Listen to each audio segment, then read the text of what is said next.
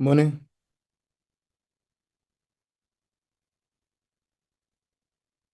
Morning, morning. How are you? I'm fine. How are you? I'm okay. Um, did the IC wrote a letter? Regarding next week, Yeah. no, they wrote an email that I forwarded over to you. They have not written a letter that they are appearing in court on the 3rd on that issue of the elections. Okay. Yeah, so I was just thinking that maybe next week we should also deal with the matter of that is certification of the marriage bill and also adopt an MOD on this bill, this one, the one-stop border post, and start with deliberations. And Yeah, also, that one of certificate, we'll deal with it later. oh, okay. Yeah, let's deal it when we're towards concluding the public hearings. Otherwise, we'll create confusion. Oh, okay.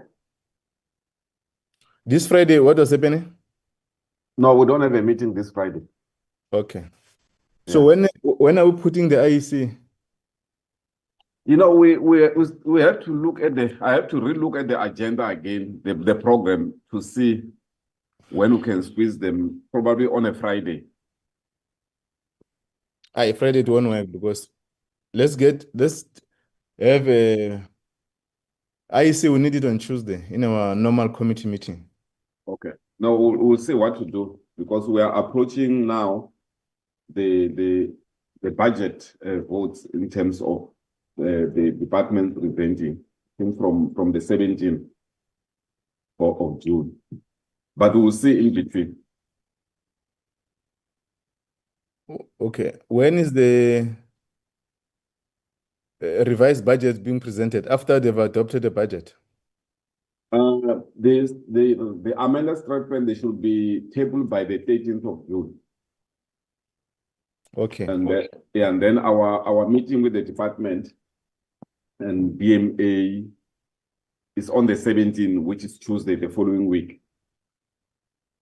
And then on the 20th, we deal with IEC and GPW, which is on a Friday, the same week.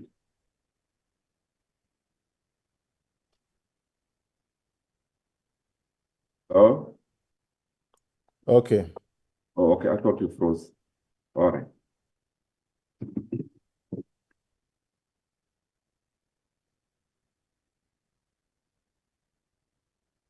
But this morning, that email ya go Maka House Chair's office, no? Hey, Maka started tour. Yeah, I just browse it. Okay, yeah, because when I report and then I've taken that part of the email just to put it there what the House Chair said.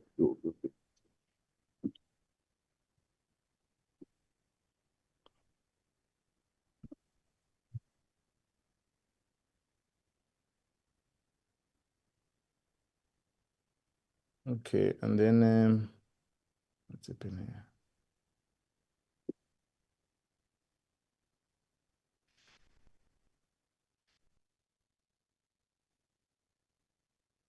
So these people they're allocated how many minutes? About 15 minutes, but the first one, Scalabrini and Southern African, they said they will do a joint presentation, but they have not submitted a presentation itself. So probably they'll just talk to their submission. Okay.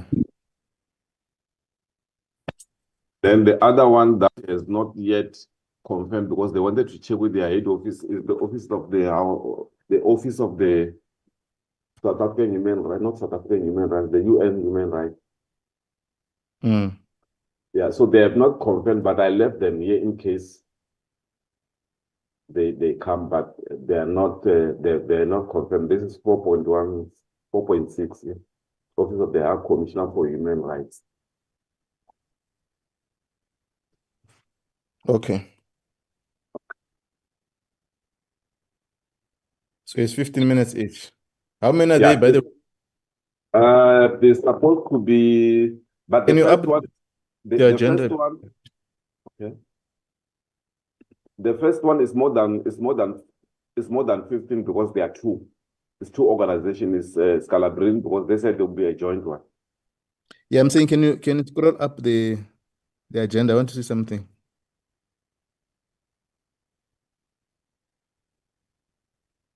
It's one, two, three.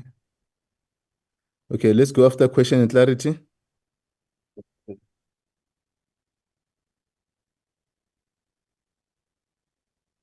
Go up. Okay. So one, two, three. Oh, so it's three, three, it's six. Yeah, it's Why are you putting the numbers there on the? No, I was just keeping the number so that no, when I want to call them. Yeah, just remove them because some people may not appreciate your numbers being public. Okay. Other things.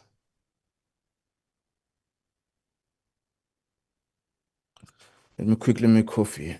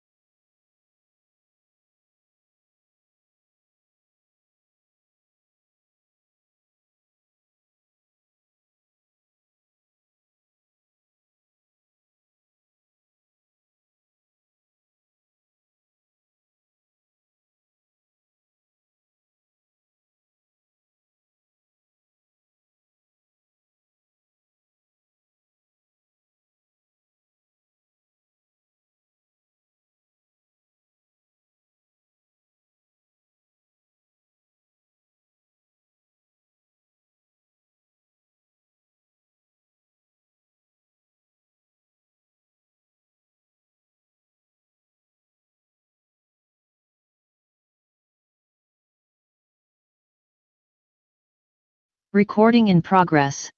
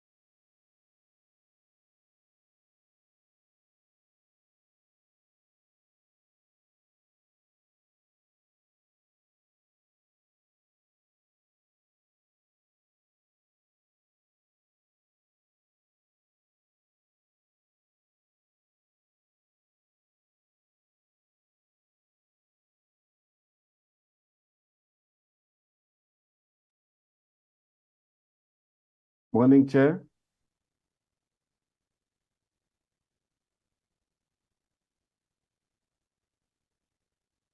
Good morning. Morning, Chair. Yes, it's exactly 9 o'clock. We do have enough members to start with the meeting.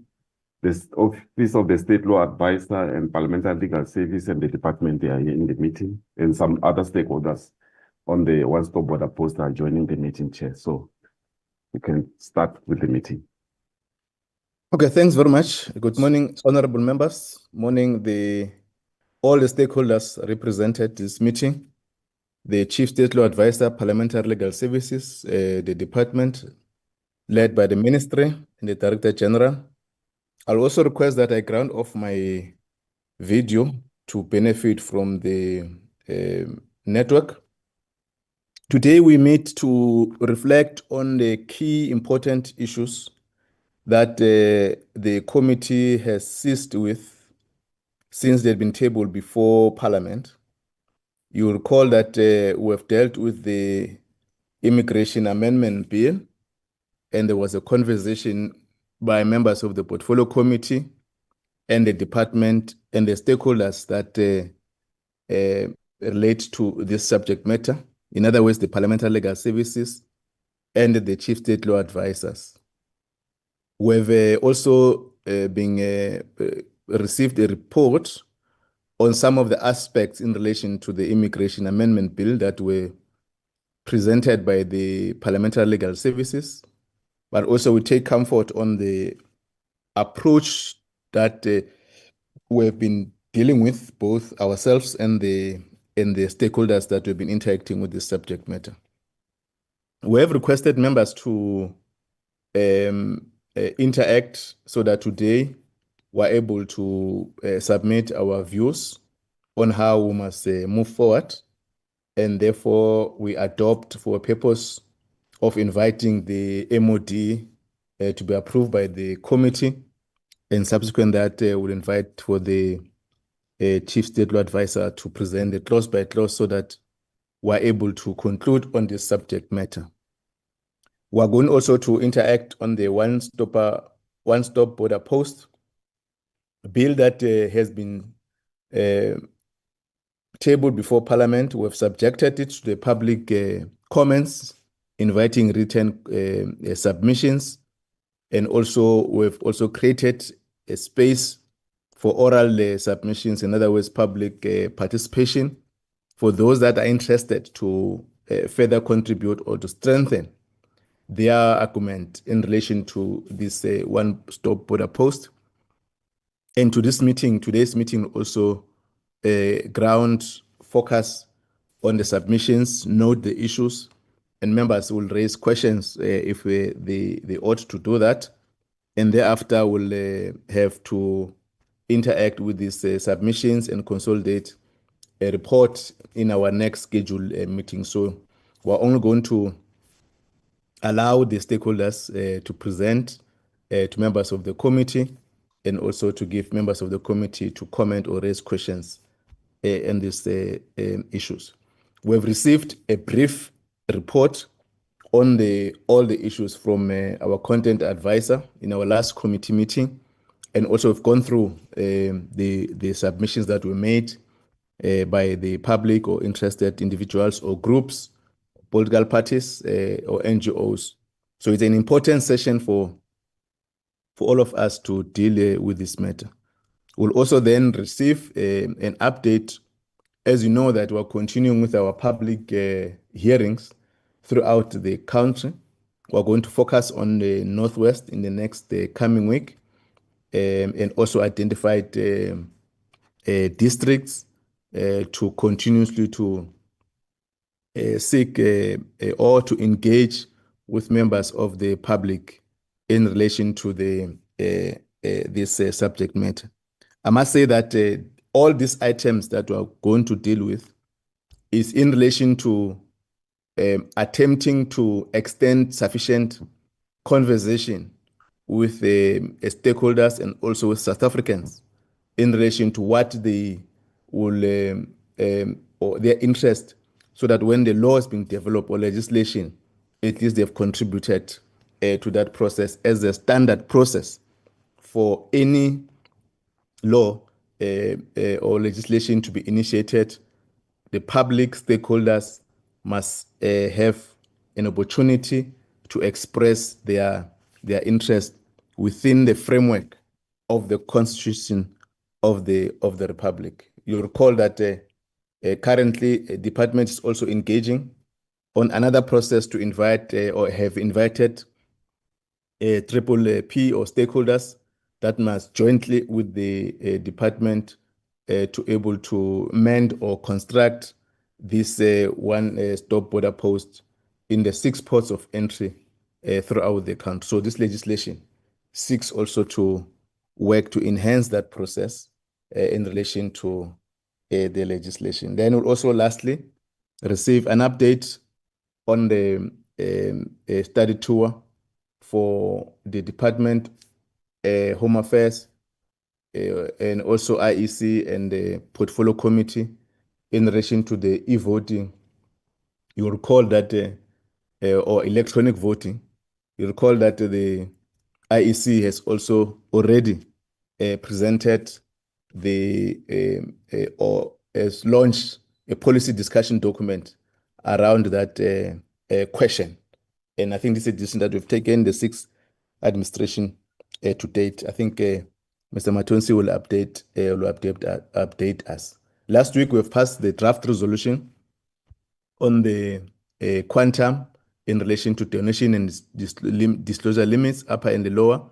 And I think there were issues that were raised around the debate by all of us, how the Party Funding Act, it's important that an assessment need to be conducted to assess its implications since it has been enacted in 2018.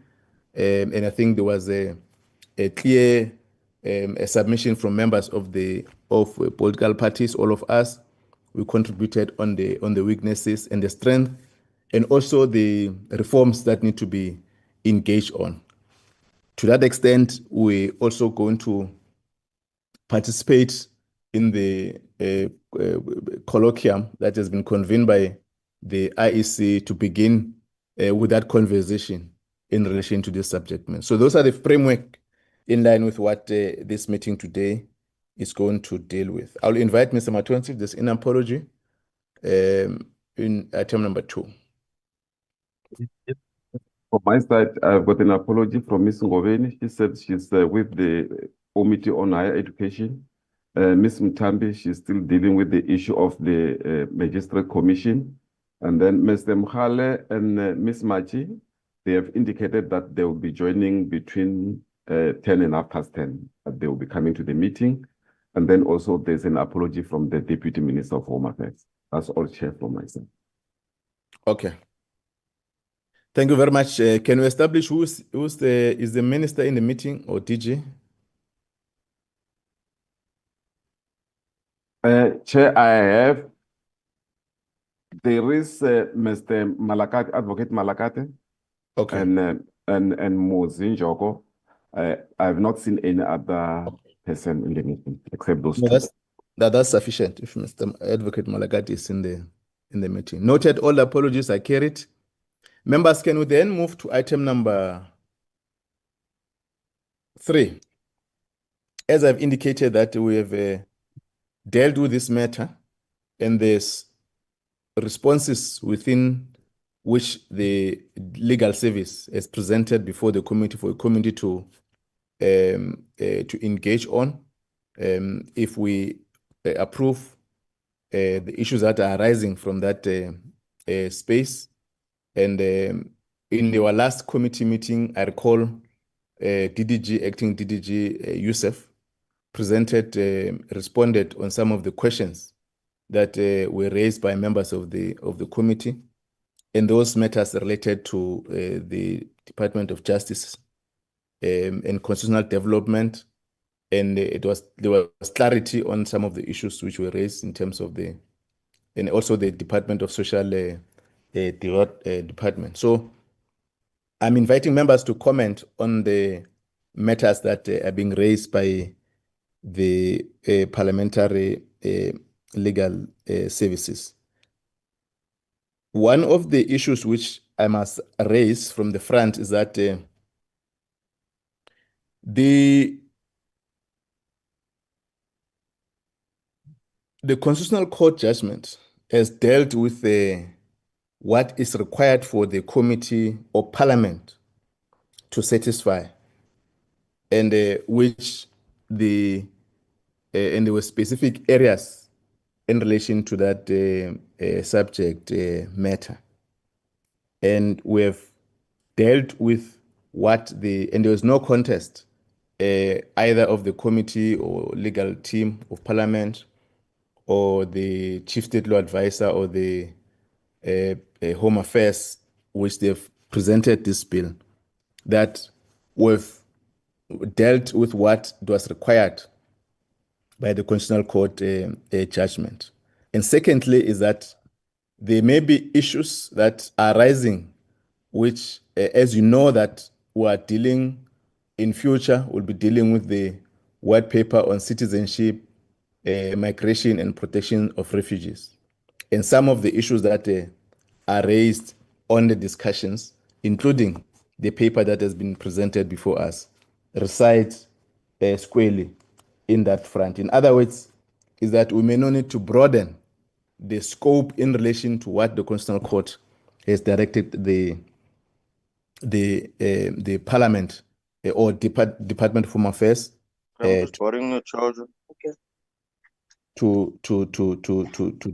deal with. I wanted just to raise. Yes, that's the memorandum. This, Mr. Matons, can you remove this? I just get that back, man. Thank you. So the Constitutional Court has specifically dealt with some of the issues that are related to and all of us were agree in principle that was responded. We don't need to open up, review the entire scope of reference. And I think also on the two issues which members may need to consider, and I hope that the legal team will also come in to respond in parliamentary and the Home Affairs. There was an issue which was raised on the matter of interest of justice, which I thought that, and it's my submission, that we may have to consider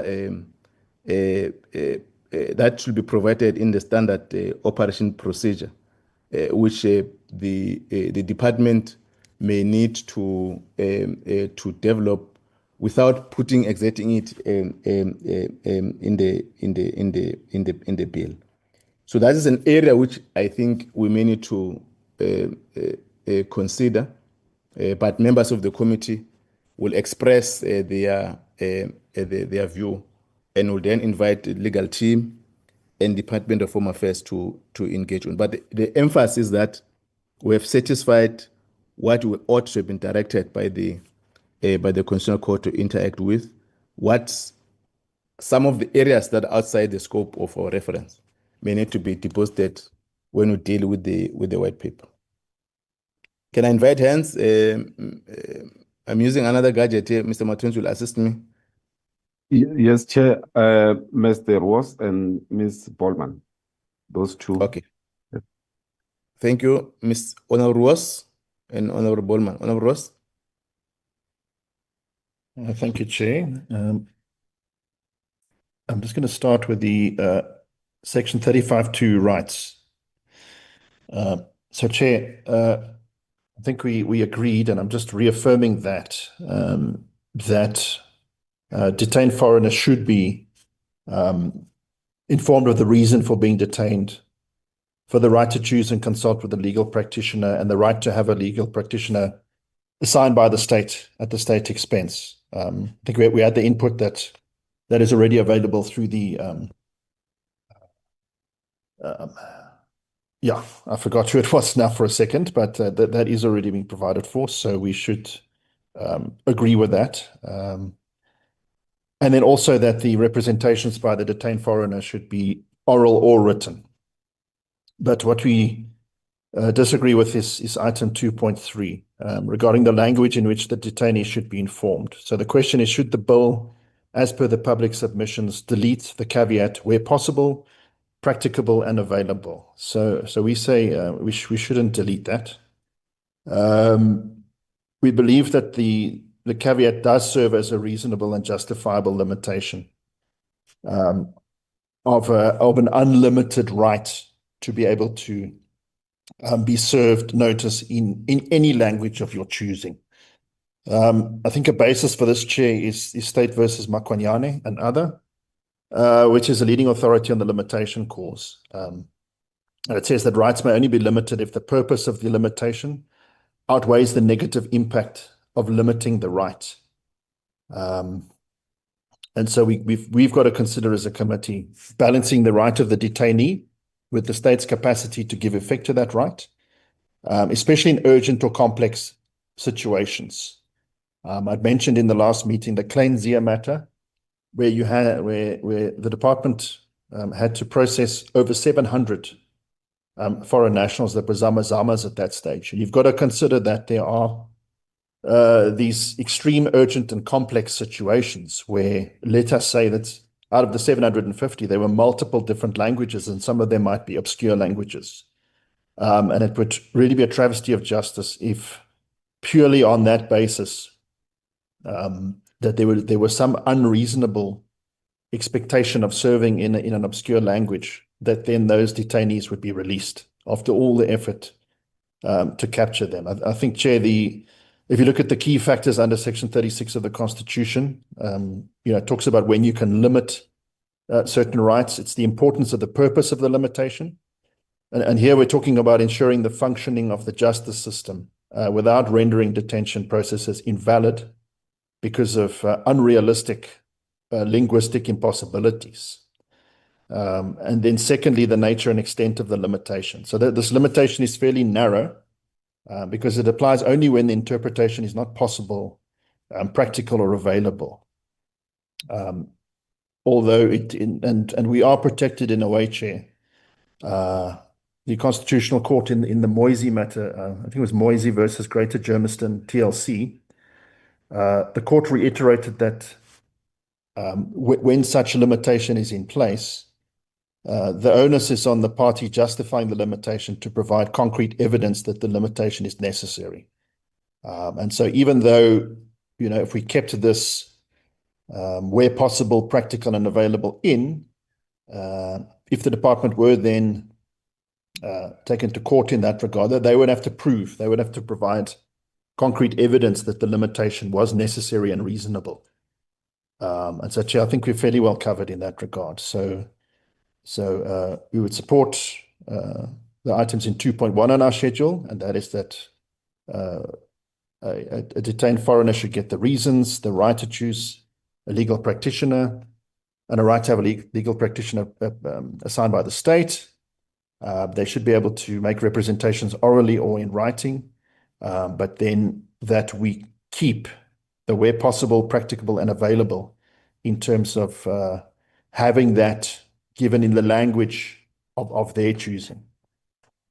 Then in terms of item 3 on our notes, Chair, the matters to do with children, Chair, I think we have a precedence and a guide from the Refugees Act. So in the Refugees Act, there is a very simple definition of a child, even though it is in the Children's Act, and it says child means a person under the age of 18 years. And I think it would be fairly simple to also include such a very simple definition just to give clarity. Chair, then Section 28 of the Constitution, it provides that the rights of every child in the country, regardless of their status, are protected, specifically not to be detained, to be kept separately from detained persons over the age of 18 years, and to be treated in a manner and kept in conditions that take into account the child's age. So the Constitution and the Children's Act do cover this, although again, in the Refugees Act, if you look at Section 29(2), it specifically stipulates these things again, that the detention of children should be the last resort, and consideration of family unity and the best interests of the child should be at the forefront, affirming the positions of the Constitution and the Children's Act. And so this committee could really consider that in the same way that these rights are articulated in the Refugees Act, that can be then articulated in this act as well, so that we can just have certainty. Because I think, Chair, if you look overall at the public participation, the inputs of human rights organizations, civil society, NGOs, they talk a lot about the need to explicitly include certain things that protect human rights in our legislation, in our immigration legislation, etc.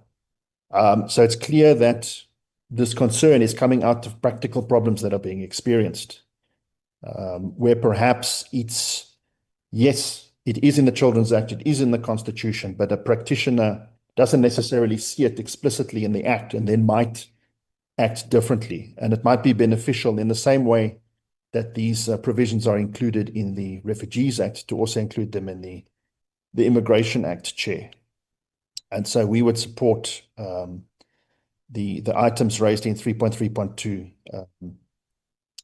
as raised by the CLSO, the State Law Advisor, that we just include that definition of a child, and then how unaccompanied migrant children should be managed and treated in terms of the Children's Act, and that the detention of the child must only be used as a measure of last resort. So, Chair, that we put it in as it is in the Refugees Act to cover that the way that those children are treated, or we refer to the Children's Act explicitly. Because at the end of the day, it helps practitioners when they see the immigration bill and that they see these things clearly specified there, that they don't have to go and search for other pieces of law and have to piece together several different bits of legislation. So we would support the proposals in Section 3.3.2 of our notes, Chair. Thank you, Chair. Thank you, Honourable Ross. Honourable Bono. Thank you, Chair. I'm going to be referring to the interest of justice portion. And I think what we need to do is, given the need for clear and consistent application of the interest of justice criterion by immigration officials, we as a committee, I do believe, need to consider what is the most appropriate legislative instrument in which to provide the guidance to the officials as well as to anybody else that would be ultimately involved in the situation. Obviously, should the guidance be included directly in the Immigration Act as primary legislation, it's similar to the precedent set in the Criminal Procedures Act, or alternatively, should it be provided for in subordinate legislation? For an example, the regulations of, say, Section 7 of the Act to change may to must, which would obligate the minister to issue such regulations, or Section 34(1)(a), which would require that the immigration officials take into account the prescribed factors. We don't believe that it could be where the department's intention is to rely on the internal SOP or the standard operating procedures. Chair, these documents are not legal instruments and they're not publicly accessible, and can be amended without notice. And so it does place some risk on the situation if the department had to work via this route. Also, it must be noted that we as the committee have requested for the SOPs before and haven't received them to my knowledge. So what we need to do is we need to ensure that the department is able to propose that Parliament has sufficient oversight to satisfy itself that the interests of justice criteria are both adequate and properly implemented. Yeah. Thank you, Chair. Thank you very much. Any other comment? Okay, let me invite the Parliamentary Legal Services, and I'll invite the others later.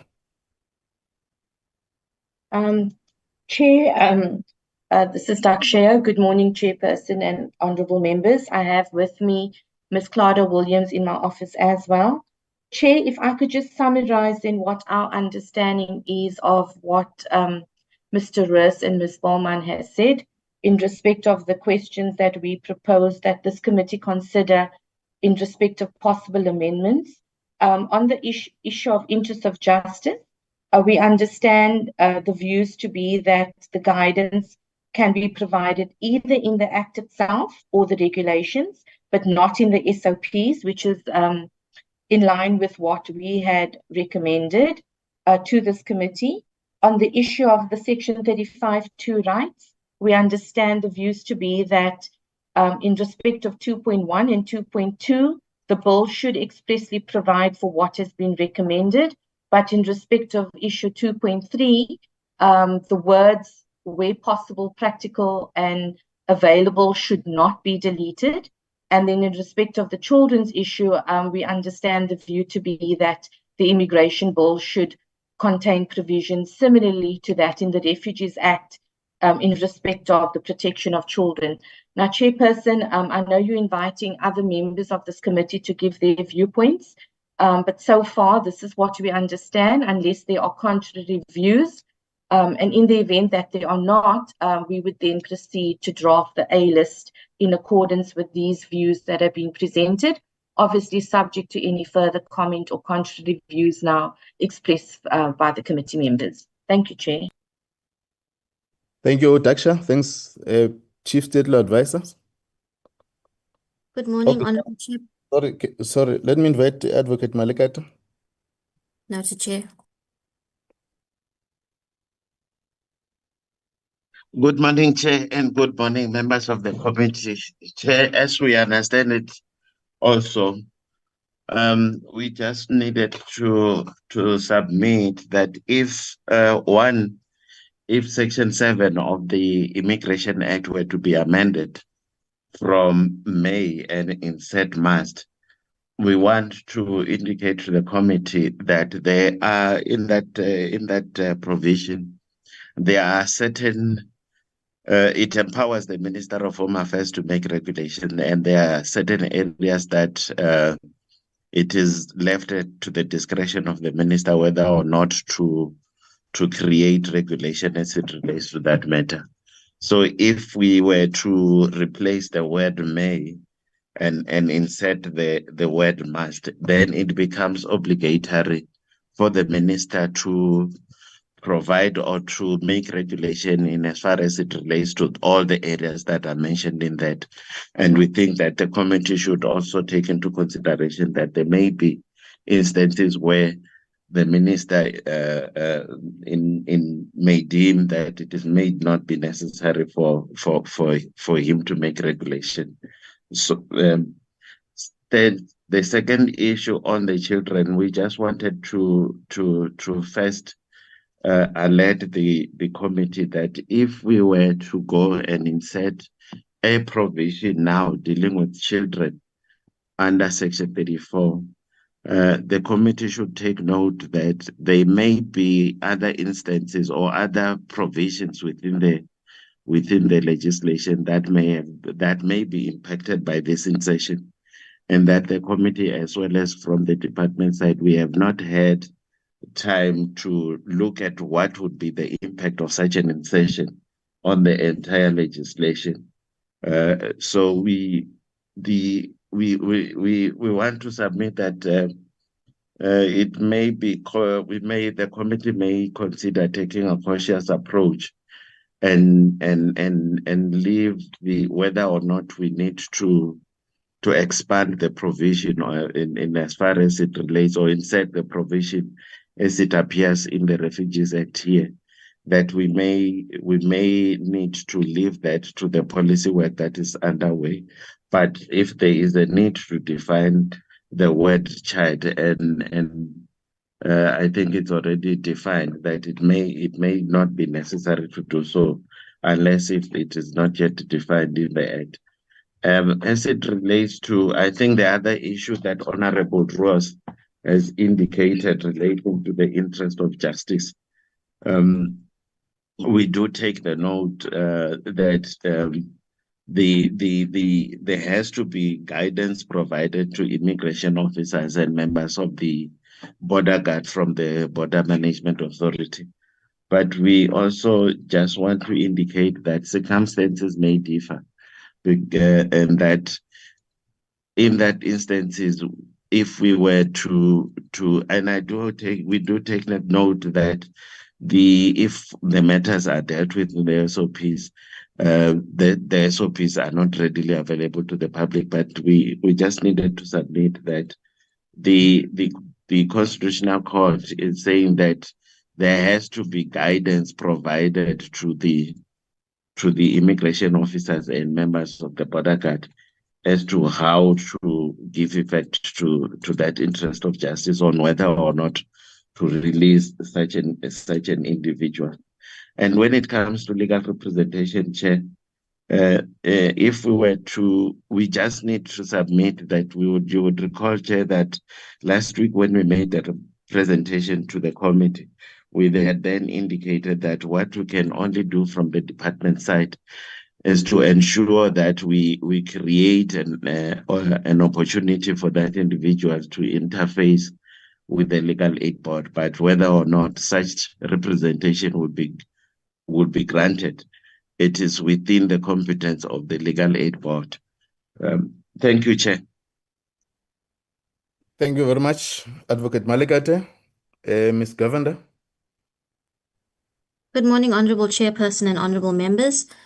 Chairperson, we have noted the comments of the committee and the Honorable Members, and in this regard, we will await the final instructions of the committee in order to assist Parliamentary Legal Services and also to consider the input of the department in respect of drafting proposals for the A list. Thank you, Chairperson. Thank you. I see your hand, Ms. Daksha. Thank you, Chairperson.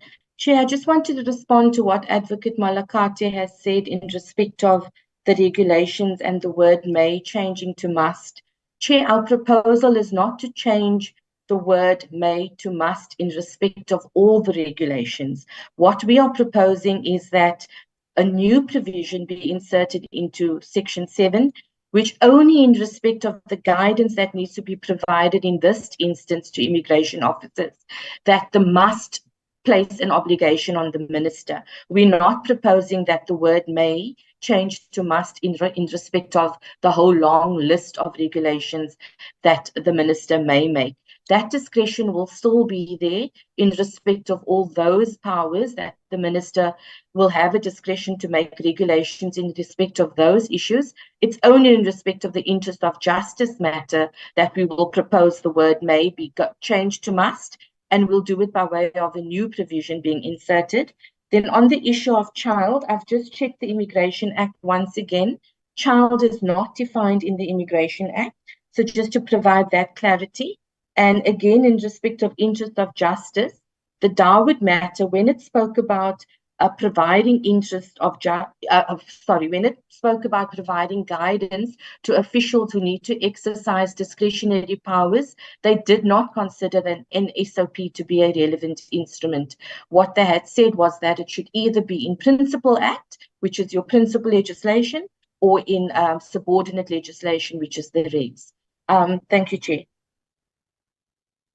No, thanks, colleagues. I think two issues which are rising. One, Mr. Malikate, there was a request earlier on for submission of SOP. and I think Honorable Bowman has referred to that, and also you have dealt with that matter. The second one is on the impact in relation to the policy initiative that you have referred to in relation to the Child Act, and the department seem not to have been populated its thoughts around a response to that, and also placing some provisions in the or the regulations that need to be applied by the minister or by the ministry or the department. There are one matter which I want to request members, now that we're established that there's different expressed views in order to carry this proposed views expressed by the Parliamentary Legal Services, and also some of the discomfort that are raised by the department. I wanted us to step off this item. And Mr. Matonsi, we give Mr. Advocate Malikate in the department and reconvene them on Wednesday. This Wednesday. Wednesday is tomorrow. If not tomorrow, Thursday. So that we give instructions to the team to proceed. What will mean, therefore, that the chair and the legal service and the parliamentary and advocate Malikate or the department, I think through him, will have a formal conversation in relation to the framework which the committee may need to adopt in these days that I'm requesting us to consider. I'm raising it against our time that we're scheduling for public hearing, so that we don't limit the item that is coming, and we create only that item that we deal with it. I'm proposing, members, that we note all the issues and we reconvene on this matter either tomorrow or Thursday. I think for an hour or two we could have closed this matter.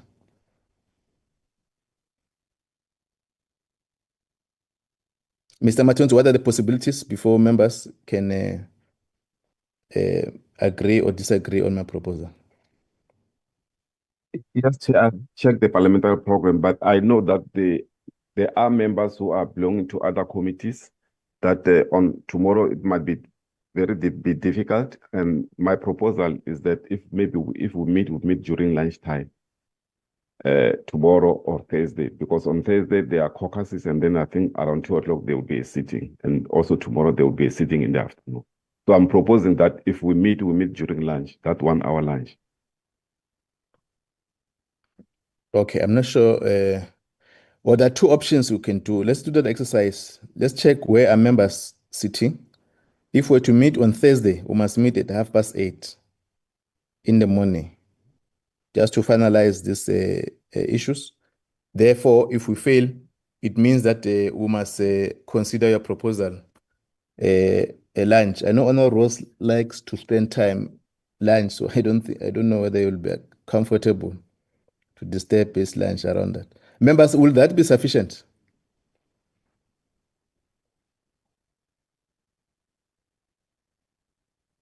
Honorable Rose? Thanks, Chair. Yeah, Chair, I think some members might travel in for caucus, but so it might be difficult first thing on Thursday. So tomorrow lunch would be preferable, Chair. If I may just add that, the insertion of the elements on children, it would be better, but all of that legislation is already there in the Constitution and in the Children's Act. So it's not like we're adding new things that are not already of relevance here. But I think it's good to just double check, Chair. So I do agree on that. So, but I would propose tomorrow lunch if possible. Okay. 8:30 on Thursday is not impossible, but it makes it a very difficult day Okay. for those that might be traveling into Cape Town on that day. Okay. Let's agree that tomorrow is Wednesday. Yeah. Let's agree that we're at 1 o'clock. Because sitting start at 3, I think. Yeah. At 1 o'clock, let's do that. And also allow the team to do their work, check and balance. And then we convene. Parliamentary Legal Service, Daksha, are you comfortable? Yes, sir. We are available tomorrow at lunchtime. Okay. Mr. Advocate Malikati, I know you're in Lesotho somewhere. Yes, Chair, I will avail myself. Okay. I think the Chief State Advisor already can confirm on their behalf that they'll avail themselves. That's correct, Chairperson. We will avail ourselves. Okay. Thanks very much, members. Let's step off this item. And thanks very much, Daksha and your team, and Ms. Govender, your team, and Advocate Malikate and your team for contributing to assist the members of the committee in relation to technical issues that are arising from this legal conversation. Members, we are now going to deal with the oral submission. Excuse me, Chair. May we be excused? Yeah, thanks. You can be Thank excused. you. And Ms. Govender, if you want to Advocate Malikate. Oh, by the way, it's your bill. You can be excused, Advocate Malikate. We're having 6 public stakeholders that are going to do public hearings. We're going to request them to spend 15 minutes each. I know that there are 2 who are presenting together. So each are going to have 15 minutes so that you are having an opportunity to get comments from members of the portfolio committee. In our last, when we're dealing with the immigration bill, amendment bill public hearings, because sittings, and I must just inform the stakeholders that there's a sitting at 2 o'clock, as you know, that others must go to the house and others must remain hybrid. So we had to adjourn the public hearings and reconvene in the next meeting because there were no comments. We had given members enough time. And second is that we've already received your responses in terms of return submission. So if we can deal with some of the aspects that are important. It's not good to stop a presenter when you are on the floor, and we're avoiding that at all costs so that we respect, because you've spent labored time to consolidate the views, research went into your input. So I think when we say 15 minutes, we are trying to regulate so that all of us, we have enough time to contribute. When we stop you, it means it's not out of disrespect, but it's out of respect for all those that still have the opportunity to interact. And I'm sure that you also need members of the committee to raise 2 or 3 questions to this meeting. So we'll start with the first 3. All of them will present, and then we'll have questions. If there are questions, if there are no questions, we'll note the report. Then we'll deal with the last 3. So you must calculate the 15 minutes, and then so that we assist each other when we present. It will mean the first item we'll allocate them 20 minutes because there are 2, Mr. Matonsi. There are 2 presenters, Mr. Peterson, Mr. Peter and Mr. James to present. I know they'll argue that the 10 minutes is supposed to get 15 minutes, but I think they'll summarize their issues. Can I then invite them, Mr. Matonsi? Yes, Chairperson. Yeah, I've made Mr. James Chapman the co-host so he can fly this presentation. Thanks, Chair. Thank you very much, Chairperson and honourable members. I don't know whether it would be possible to ask the Parliamentary Portfolio Committee's indulgence to start at 10 o'clock as scheduled, or even 5 to 10. I'm just waiting for my co-presenter, Father Peter John Pearson, who will be joining me shortly.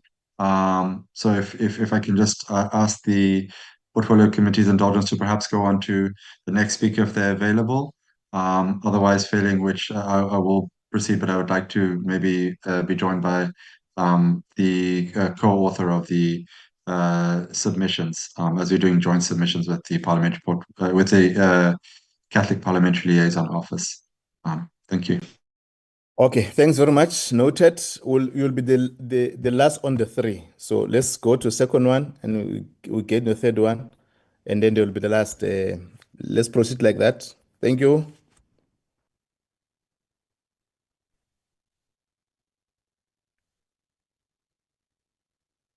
The Chairperson, the next one is COSAT. It's Consumer Goods Council of South Africa, if they are here in the meeting.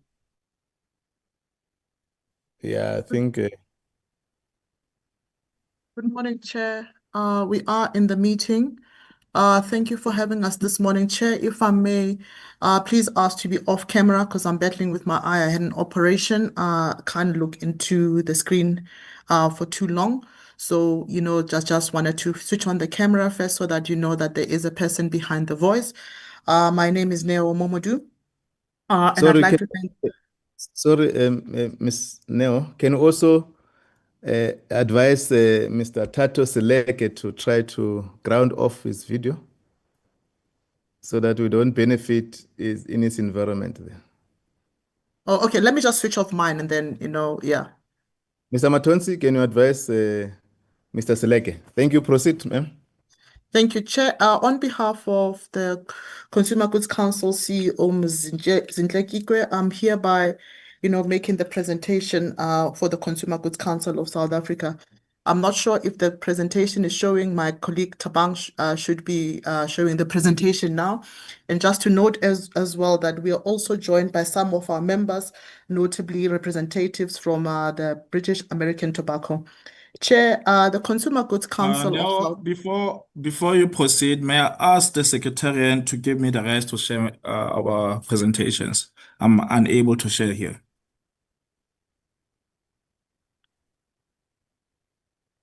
Through you, Chair. It's done. Thank you.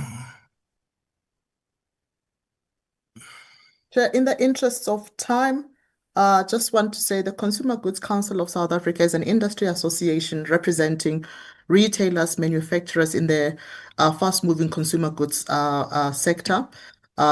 We have 9,000 member organizations, and Chair, we have on our board represented about 27 CEOs who are captains of industry in the FMCG sector. We've got your likes of Shoprite, Pick n Pay, British Tobacco, British American Tobacco, Unilever, just to mention a few. There's 27 of them that actually sit on our board. Tabang, I'm not sure if the presentation is showing. Can colleagues advise, because I'm sharing my screen from my side? Is it showing, Chair? Because I can't see. Yeah, it's not.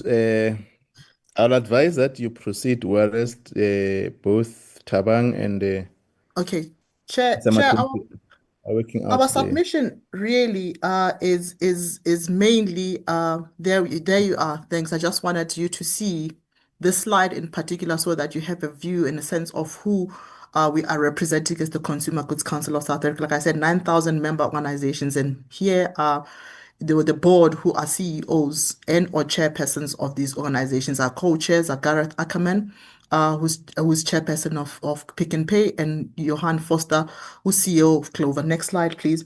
Chair, our submission is mainly focusing on Section 6, which talks to the free transfer of money and goods by officials, and saying that they may not be subject to rules and laws that relate to importing and exporting of goods within prescribed zones.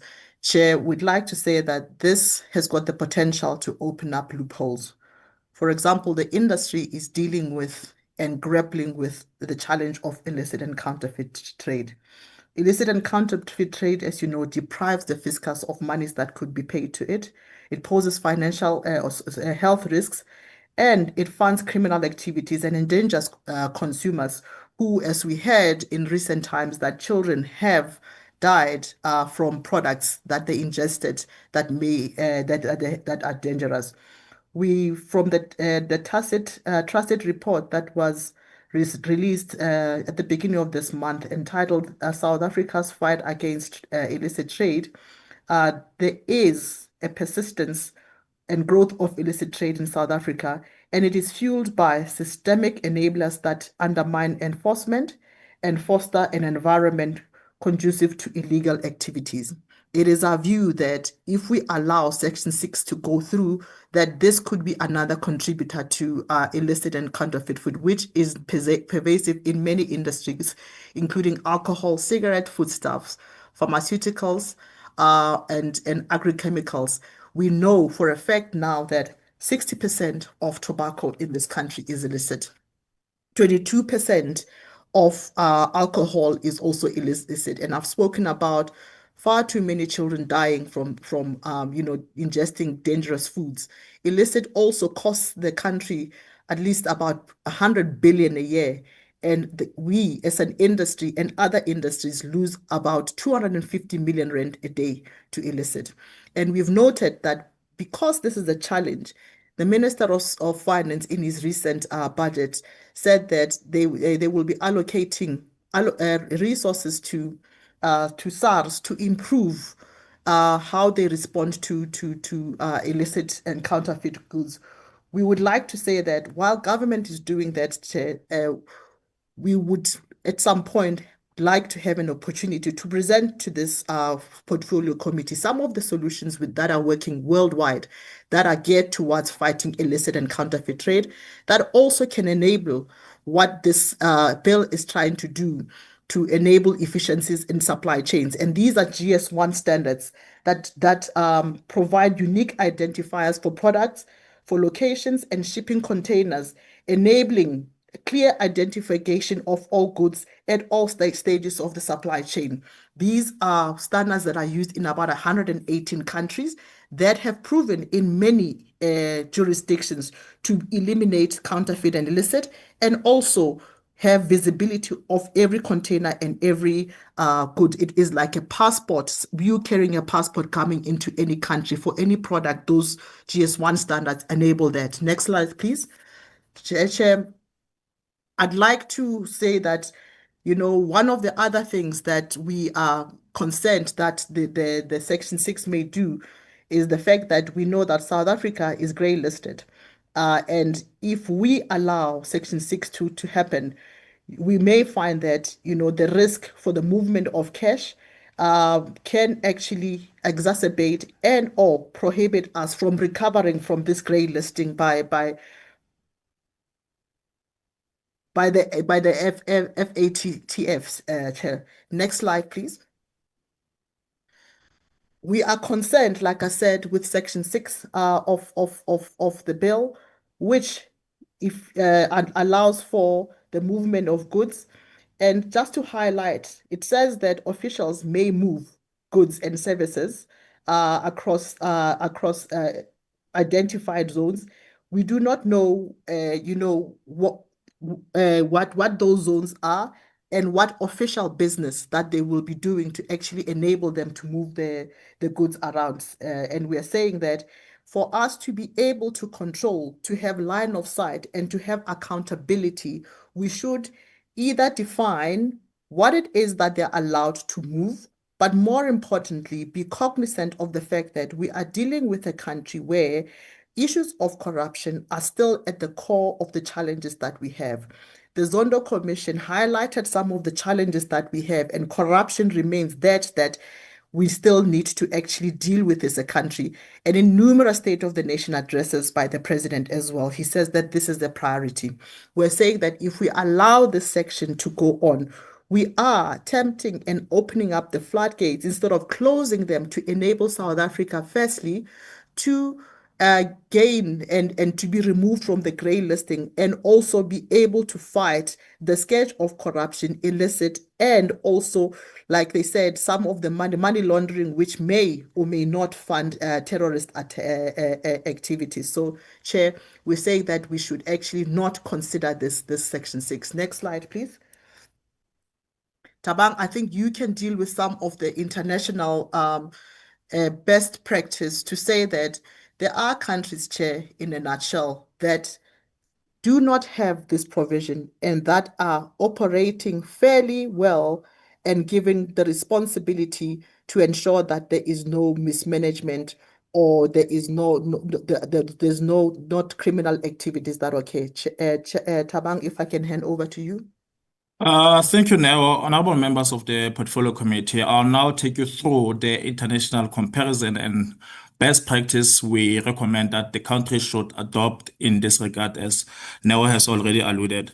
So other countries, African countries in Africa with the one-stop border post have strict controls.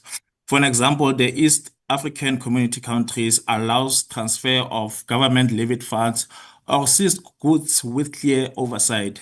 The Chirundu one-stop border post serving Zimbabwe and Zambia is considered to be the first fully functional one-stop border post in Africa, but it does not have any provisions for free movement of goods, which ensures accountability. But South Africa's Section 6 is far less constrained, posing a unique risk. The one-stop border post source book, a key resource for African border post, outlines best practice as it identifies core legal issues but does not include any free movement of money or goods by officials. Best practices prioritize oversight and compliance with, however, Section 6 of the proposed bill undermines it. We urge the committee members to align these proven standards to protect South Africa from illicit trade, money laundering, and corruption. I'll now hand over the presentation back to Neo to take you through our recommendation and conclude. Over to you, Neo. Thank you, Thabang, and thank you, Chair. Chair, what we're essentially saying is that we need to strengthen oversight to prevent corruption and align with the objectives of what we are trying, this government of national unity is trying to achieve. Secondly, we need to be cognizant of the fact that we are still grey listed as a country, and money laundering is one of the issues that was identified as something that we need to actually recover from as South Africa. Opening up the floodgates is not only going to put us at a disadvantage, but it is also going to fuel things like illicit and counterfeit goods trade. We are saying that we recommend the removal of Section 6 to close the loopholes for corruption and crime, and also that Section 3 should be amended to ensure that no exemptions from South African laws and that officials are not exempted from complying with the official laws of South Africa. We actually say, Chair, would like to have, where possible, further engagements so that we can demonstrate some of the solutions that I spoke to the GS1 standards as an example that are working in other jurisdictions. And South Africa, we as the Consumer Goods Council of South Africa, our official name is GS1 South Africa, these GS1 standards that are adopted in 118 countries.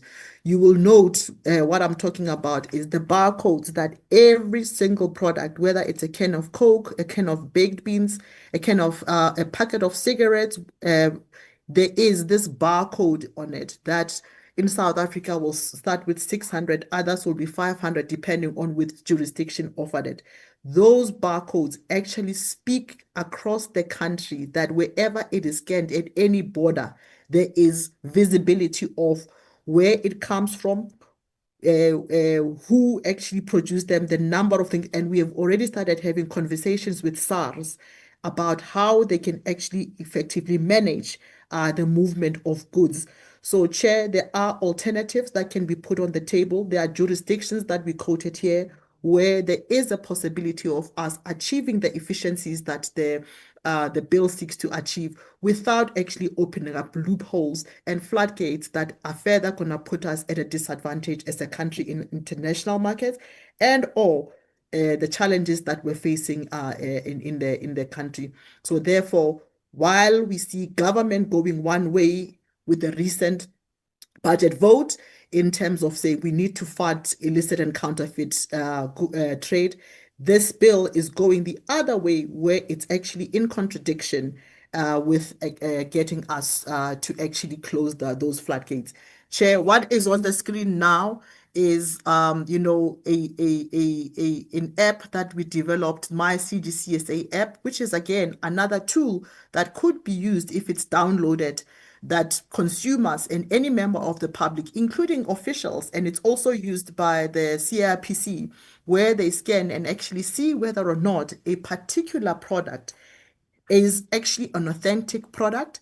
We have trained law enforcement in the use of this app, where it's helping them when they do their raids to find out if goods are real or not, that they actually fights that. So, Chair, this is one of those things that we can actually speak to the committee about to actually find ways and alternative and practical ways that are internationally recognized to fight and the scourge of illicit, but more importantly and specific to the bill that will actually create those efficiencies that the bill is seeking. Chair, with that, thank you very much for your time. We appreciate being invited here, and we look forward to any other opportunities that may be present for us to make further submissions. Thank you, Chair.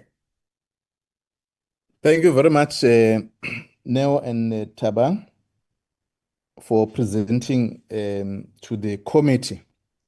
When we are going to deal with comments, I just wanted for you to take note that you must also expose us to the discussions you had with SARS in terms of mitigating some of the issues that you were raising.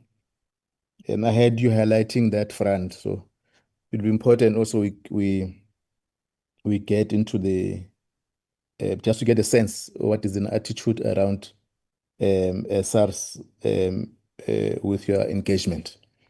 We'll now invite Cosatu.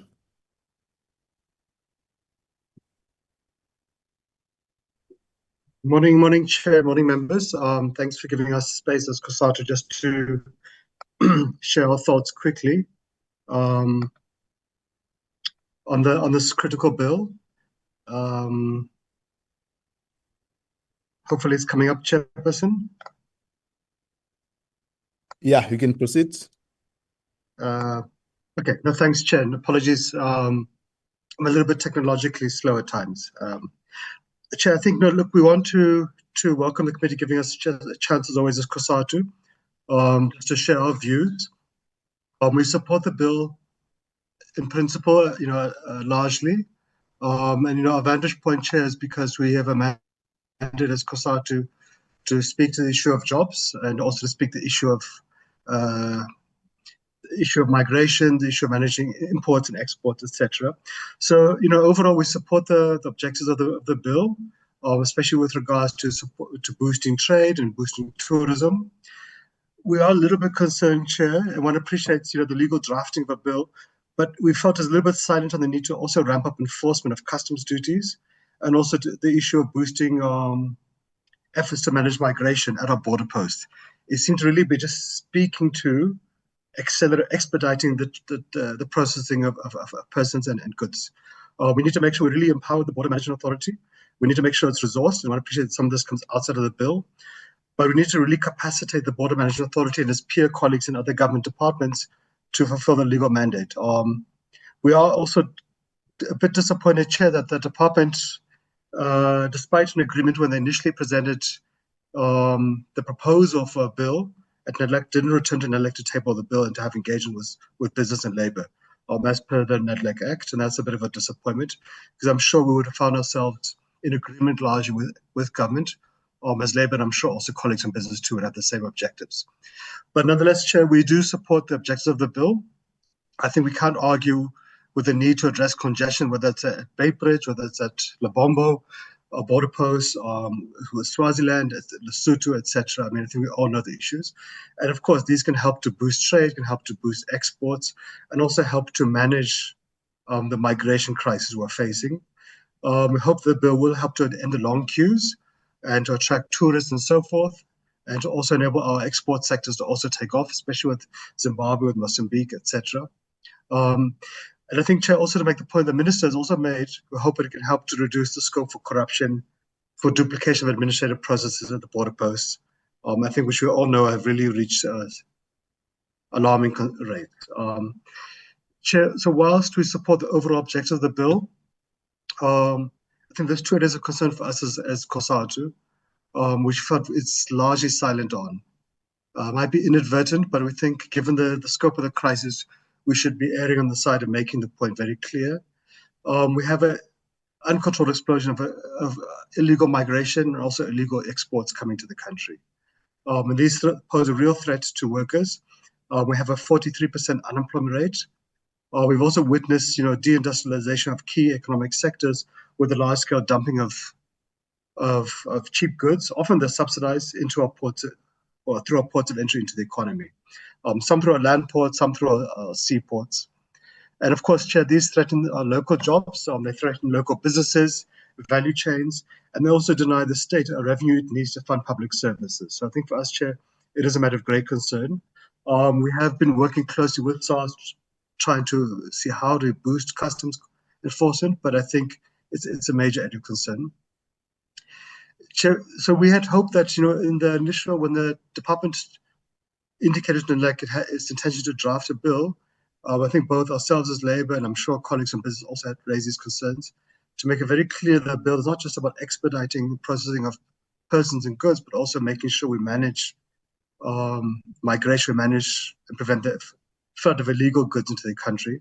But we just feel that the impression given by the bill is that it just simply seeks to fast-track the movement of goods at our border posts. We need to kind of balance the two. And we fear this may have unintended consequences for telling BMA officials or SARS officials at the border post to simply waive collecting customs due to the state and not really actually make sure we actually manage things very, very tightly. So I think for us, the customs duties is really critical. It's not just to ensure the state receives the taxes due to, which is important. And of course, more so given the fiscal pressures on the state and that pressure that places on public services that workers, society depend upon. But also, Chair, we have these tariffs in place to protect local industries. Often many of them are very fragile, to protect local businesses, value chains, and jobs. So, Chair, we barely collect or enforce 10% of customs duties on goods coming through our ports of entry. Barely 10% of goods are inspected. So there is a huge space for abuse, and I think we're feeling the consequences of it. Our proposal, Chair, is just simply insertion of some sort of clauses to really just affirm or confirm that the border post will also be tasked specifically to manage migration, to enforce migration, import, and tax laws. And, of course, to also recognize the mandatory role of SARS at our border post to collect customs duties. And Chair, this might sound very obvious and might sound superfluous to even raise it, but when we were discussing about 10 years ago, thereabouts, the BMA bill, etc., there was a real kind of tussle who is going to be in charge of collecting customs duties. And I think given the fragility of the state, we really do need to kind of affirm the role of SARS in partnership with the BMA, obviously. So we do have some administrative concerns too. And Chair, we think there is value in that, that there is some sort of provision in the bill that just affirms the role, specific roles of the BMA, of SARS, of the police, of the Defence Force. We do need to uphold them. And at times, Chair, you do find that things fall through the cracks. I think that's partly why the BMA was created, was that there was a lack of clarity at times about who was responsible. Was it the Defence Force? Was it police? Was it Department of Agriculture or SARS, etc.? But we think that, Chair, this is critical to ensure attempts for the BMA to just affirm the role of SARS and not to accidentally or inadvertently usurp the role of SARS, and even if it's by default. Chair, these are important for us about job losses, both in the state but also in the economy at large. And actually, Chair, we would hope that we know it's beyond the scope of this bill, but as we go through the budget this year and even over the medium-term expenditure framework, we should be really making a noise and pushing government to really give more resources to the BMA and to border management. I think, Chair, it's not just a question of spending money today, but it also is an investment in the economy for the future. So yes, we'll spend money today, but we'll reap the benefits through tighter migration, tighter goods controls, etc. So, Chair, our proposal really is just about some sort of insertion of clauses, really just affirming the roles, respectively, of the BMA, of SARS, of the Defence Force, of the police, and a commitment by the department that we'll actually be increasing the number of officials employed by the BMA and not reducing them. And of course, I think also, Chair, to put pressure on government to really make sure the BMA is given all the resources it needs to fulfill its obligations. And I don't think any of us will have concerns or disagreements, rather. Chair, just getting towards the end, on the issue of NEDLAC. So NEDLAC Act, which was passed by Parliament, requires all labour market, socio-economic legislation to go to NEDLAC for engagement with business and labour beforehand. The idea is to achieve consensus, to address concerns of social partners, also to ease the burden upon Parliament too, that when a bill comes to Parliament, it's a more refined product and you've got the buy-in of business and labour. And at times we do struggle with some departments, when some departments just bypass NEDLAC. Home Affairs doesn't normally do that, but I think in this instance we do have to raise concern that this bill didn't go to NEDLAC. And that just raises some concern that our issue could have easily been addressed before then. But it does create a dangerous precedent in future when other departments may choose to do so. So we need to avoid that. And I think, Chair, you would find that government, business and labour would largely have the same views about capacity in the state, fixing the economy, creating jobs, etc. So I think, Chair, proposal here really is that a commitment by the department that in the future it will ensure that its bills are tabled on NEDLAC first beforehand, prior to going to Parliament in the spirit of the Act. In conclusion, we do, as COSATU, support the broad objective of the bill, but we do think it would be useful, helpful for Parliament just to strengthen its explicit commitments to ensure that the BMA's obligations to enforce migration laws are affirmed, and equally SARS's obligations to enforce customs duties is affirmed, and of course the role of the Defence Force and the police to enforce security also is reflected in the bill. We think, Chair, also beyond this, it's critical as we go through the budget engagements to really ensure that we give support to the BMA, to SARS, the police, the Defence Force, in terms of resources. I think we've all seen how all of these institutions have really struggled with budget cuts, and society, the economy, workers, businesses pay the price as a consequence. And of course, Chair, we hope in the future that Department of Home Affairs will appreciate NEDLAC as a partner, and they'll find useful allies in this point. They table bills there and will also assist in contributing. So, Chair, I think that's it from our side. Let me stop sharing there, Chair. So let me stop there, Chair, and just thank members for giving us space as COSATU. Thanks, Chair and members. Thanks very much, Mr. Parks, for the contributions on behalf of COSATU. We'll then invite the last on the three. I'm sure you are now ready, colleagues. Thank you, Chairperson. We are indeed. Thank you, Chair. My name is Peter John Pearson. I'm the Director of the Catholic Parliamentary Liaison Office, and I'm here with my colleague, James Chapman, who is the Advocacy Officer for the Scalabrini Centre in Cape Town. We are making a joint submission. We made separate submissions, but we are speaking on this platform jointly. The Scalabrini Centre worldwide, and here in South Africa as well, is one of the faith community, the Catholic Church in particular, key accompaniers of mobile communities along the full spectrum of the mobility process, of the migration process, in all forms, very comprehensively accompanying vulnerable communities. The Catholic Parliamentary Liaison Office comments and engages on issues that are specifically before Parliament. And one of our key areas of concern is the area of mobile communities, displaced persons. So we both are deeply involved in and embedded in the various processes and advocacy attempts to speak into those realities.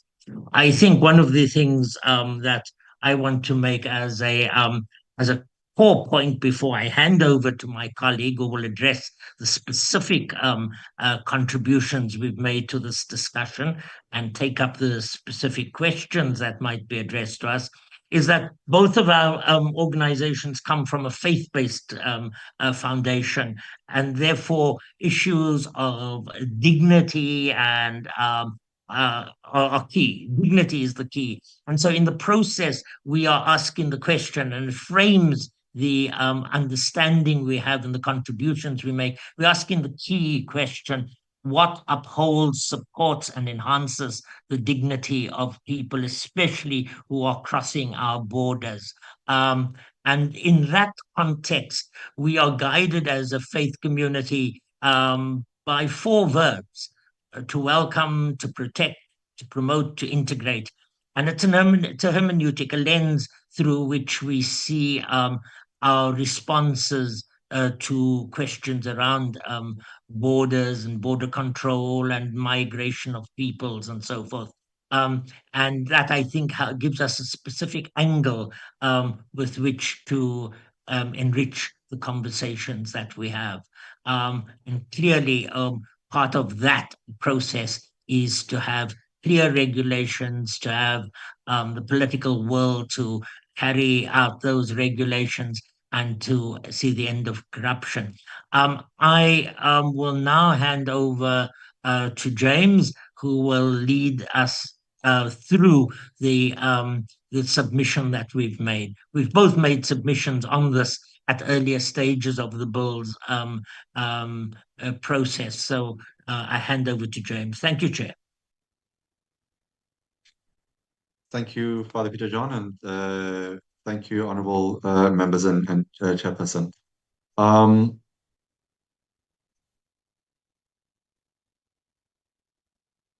So just in terms of the presentation, I'm going to, Father Peter John has covered the initial introduction, and just to mention that by and large, we're very happy with the bill, and there are just a few areas in which we have recommendations or specific comments and ways that the proposed bill may be enhanced.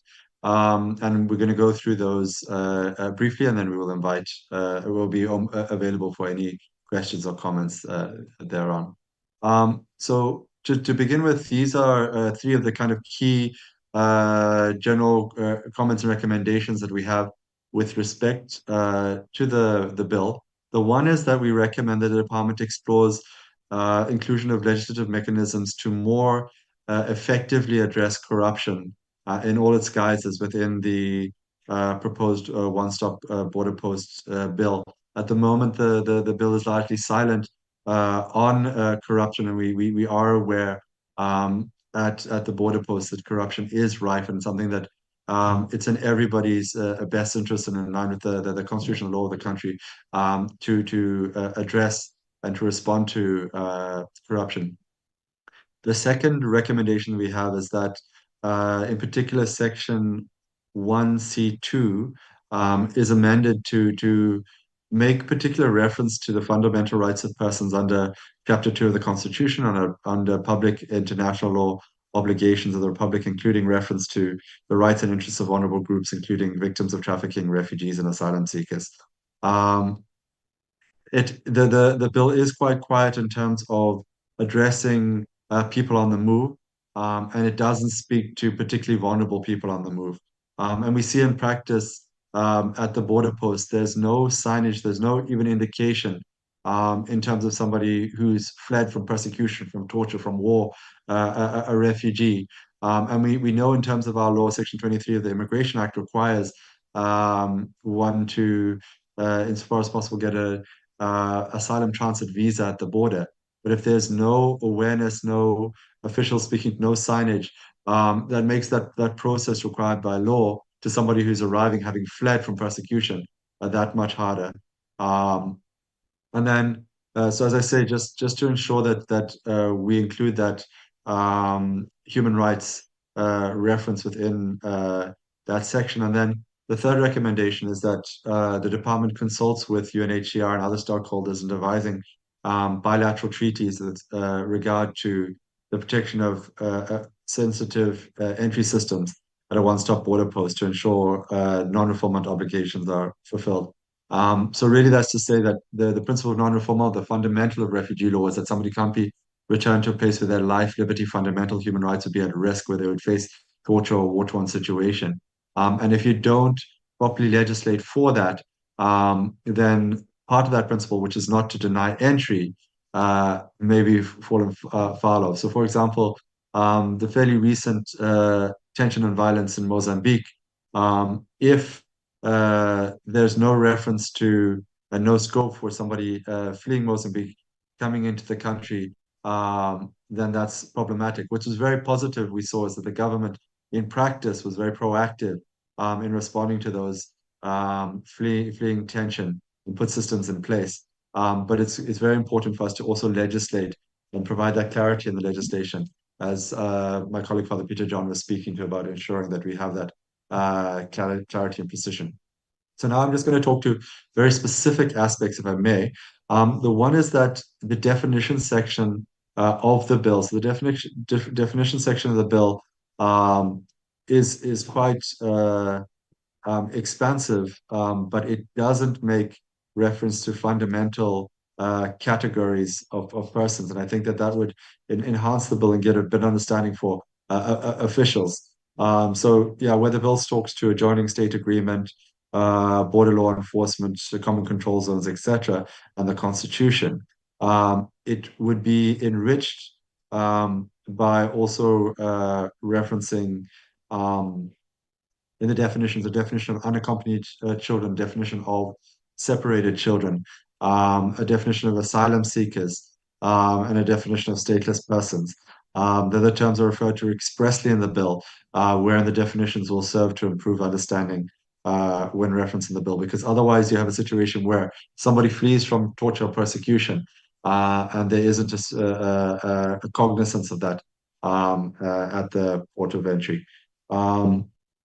Then coming to Section 3C, we see provisions 1 and 2, where we're suggesting are supplemented with a further provision 3, authorizing officials beyond just law enforcement and the power to arrest, search, seize, and detain, to also ensure the application of fundamental human rights and protections, including the protection and processing of asylum seekers, children, survivors of human trafficking or torture, and stateless persons and other vulnerable individuals.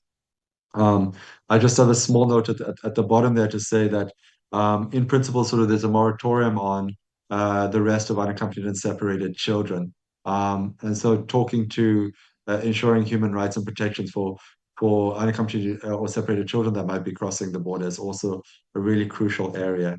And then we're all aware of South Africa's history. We're aware of a lot of countries who fought for and obtained their freedom. And there are still countries in which there's severe political oppression and abuse by various states. And so refugee law intentionally protects against taking action against somebody for crimes committed that are of a political nature. For example, if a particular government has trumped up charges against somebody because they're in opposition to the ruling party, then that political crime that they were charged with can't be a basis on which they're denied entry. And so in terms of Section 5.1 of the bill, it needs to be amended to refer to non-political criminal offenses, and hence should read, where an act or omission that constitutes a non-political crime or offense in an adjoining state is committed. And then you have the consequences therefrom, so that political crimes are not treated the same way. And we see that that's actually in keeping with other legislation within the Republic, which especially protects individuals who flee political persecution, as set out in Section 3 of the Refugees Act. If a member of an opposition was charged with political crimes, to silence or detain them and fled their country, and they were subject to political persecution, they would be subject to political persecution if they were to return based on those crimes. Then one needs to allow their entry. Also, Section 4.1b, and I won't take us into it, but it specifically excludes people who have committed crimes outside of the Republic, provided they're not of a political nature. And then second to last point here is that Section 7 should be amended to make provision for Section 21.4.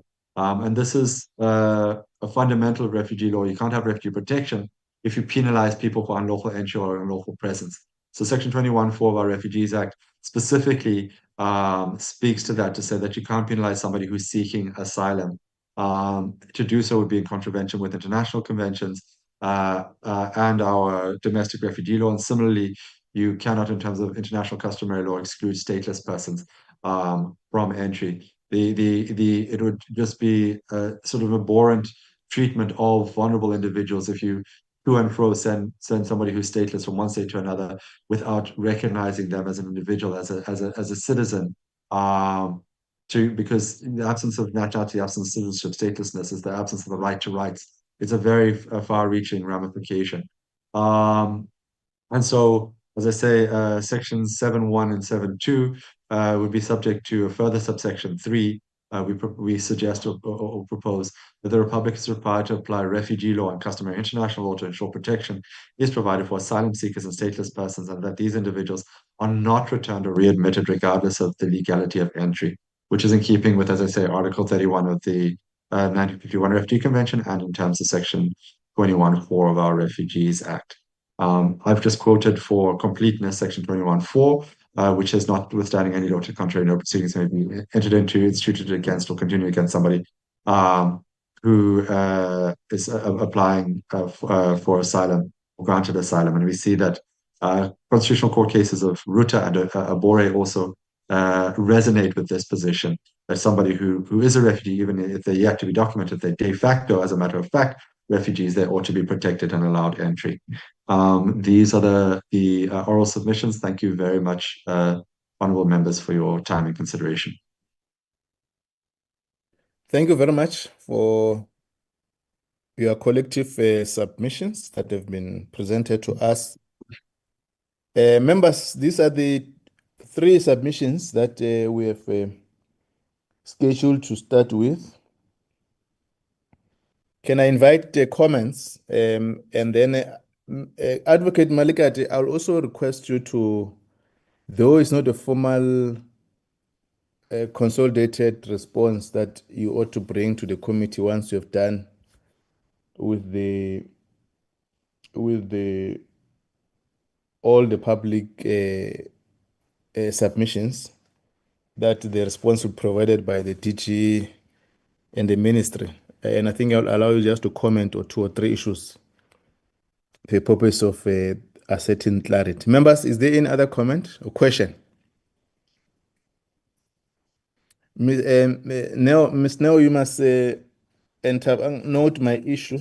I wanted also to deal with to what extent you have engaged with the SARS and on what areas of concern to strengthen. And I think it would be important that when we conclude these public hearings, we may need to invite also SARS to interact with the portfolio committee as part of the public hearings.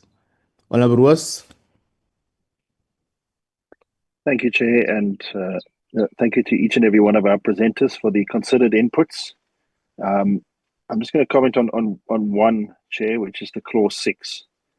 And I think, you know, there are one-stop border posts apparently which do have administrative exemptions for official movement of state assets. For example, Kenya, Uganda, and Busia or Malaba.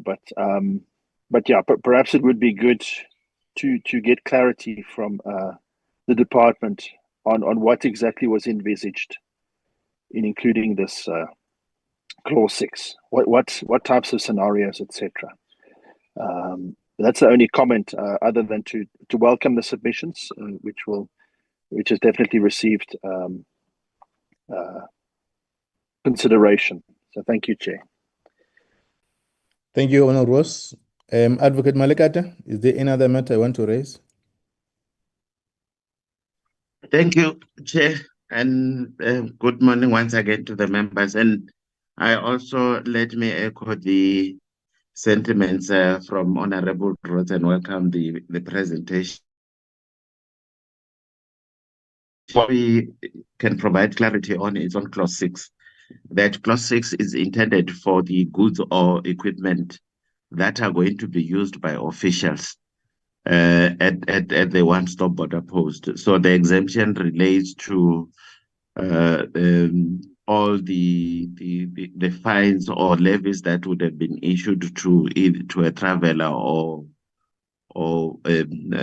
any mover of goods, that those monies collected and the goods that we are using will then be exempted from the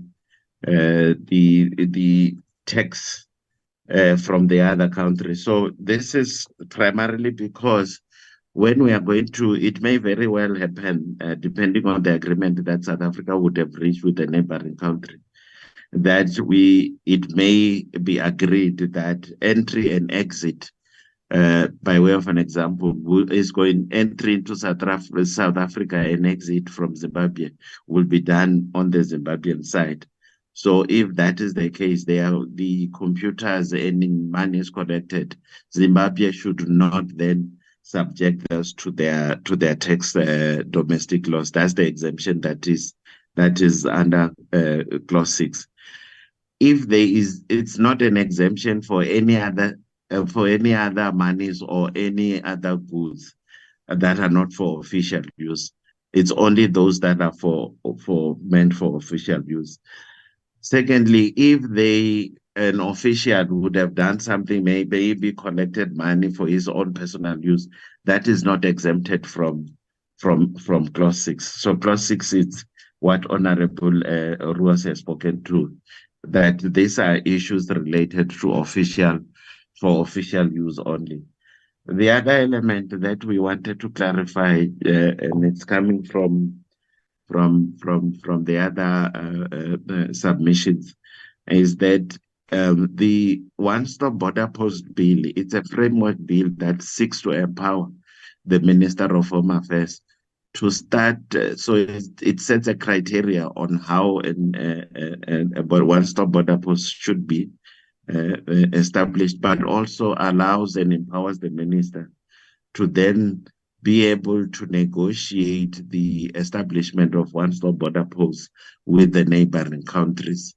So issues related to immigration, issues related to how people are going to be processed into the Republic or how goods are going to be processed into the country, they still remain regulated by the various legislations that deals with that.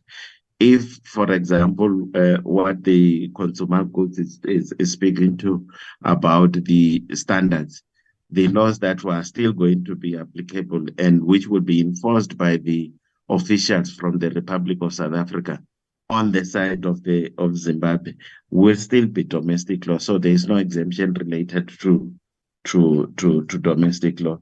Similarly, the laws relating to refugee protection would still be applied.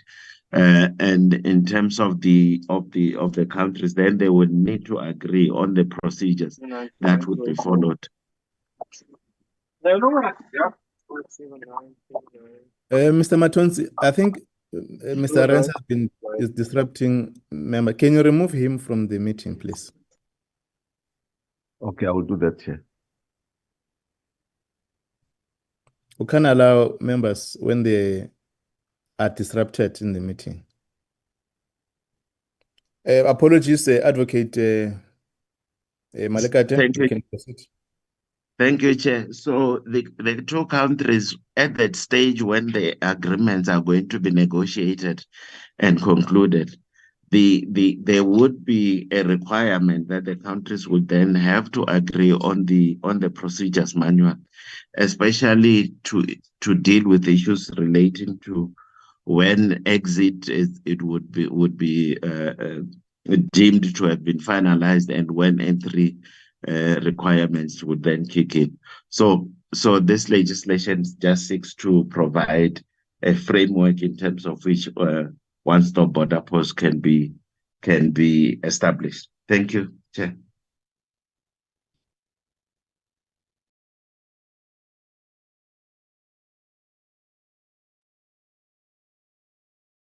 Chair, are you still in the meeting?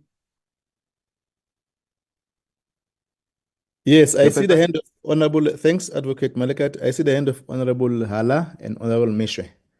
Then we'll invite our presenters to comment on the issues raised. Honorable Hala.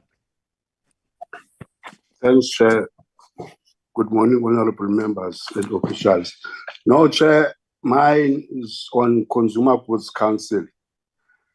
I do support their concerns on Section 6 of the bill, and I would also encourage the members to support the concerns raised by the Consumer Goods Council. Thank you.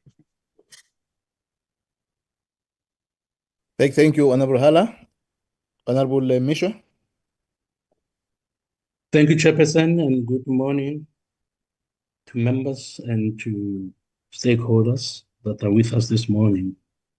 My questions for clarity are directed to the department. The slide on the international comparisons and best practices raise some important issues that I want to find out from department why they did not consider them or whether they are going to be considered.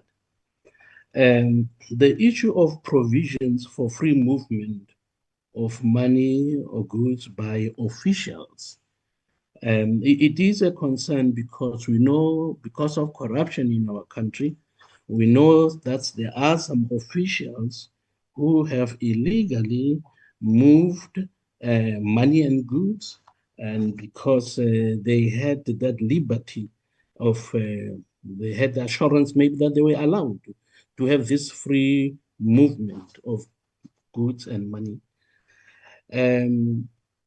I think the statement that South Africa's Section 6 is overly permissive by comparison should be taken seriously. And with the high corruption rates in our country, I don't think we should be more permissive by comparison with other countries, particularly those around us. South Africa should not deviate from established standards. The best practices emphasizes oversight and transparency and compliance with domestic law. I need clarity why we do not emphasize the importance of oversight and transparency. If we were a country that was not plagued by corruption, one would say maybe you can take that risk. But I think it is too risky to allow things to be done, goods to be moved, without knowing exactly where, from who, and for what reason, because we are not emphasizing transparency. Domestic laws have to be respected. Other countries on the continent in particular are emphasizing the need for domestic laws to be respected because they are not given, people are not given the liberty to can do whatever they want, whenever they want. So I think it is important that we need to follow the established standards and be in line with what other countries around us are doing, particularly those who were there before we had democratic South Africa. My other question regarding what COSATU said, also to the department. The issue of making promises that the bill would be taken to NEDLAC and it is not done. It's a concern because it is misleading for the department to say we'll do 1, 2, 3, and we agree with the need to place matters before NEDLAC, the bill before NEDLAC, and then when they leave, they do the opposite. I think it is important for trust to be promoted in our country so that business will trust whatever government says. Organized labor will also trust whatever government says and promises that they will do what they've promised. So it is a concern, obviously, that they seem to ignore their promises. They seem to ignore what they have said.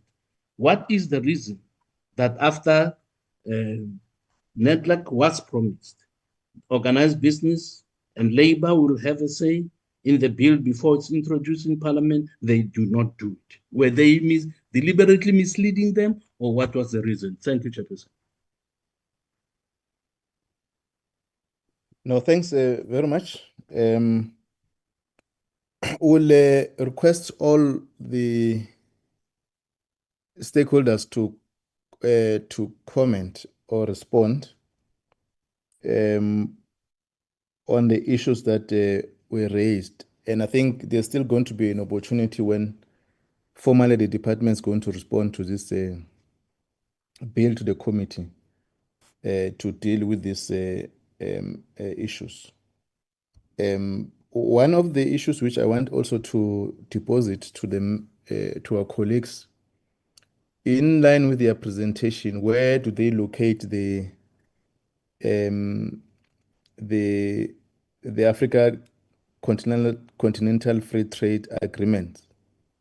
And I think some of the issues that Reverend Michaud is raising in terms of the established laws or the protocols that the country has signed with in the international fora in relation to this subject matter.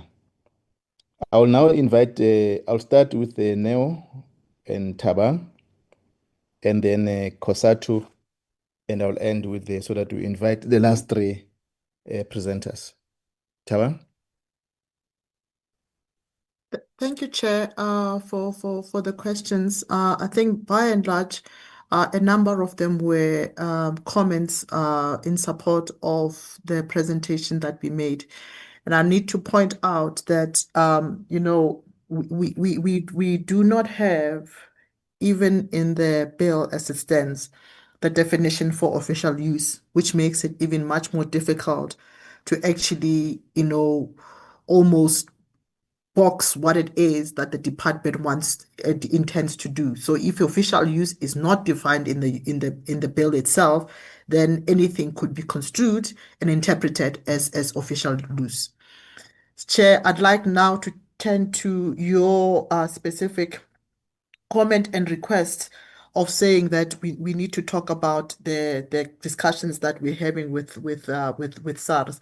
We have a annual engagement that is led by Deputy Commissioner Makub to ensure that we keep the relationships with SARS going, specifically discussing GS1 standards.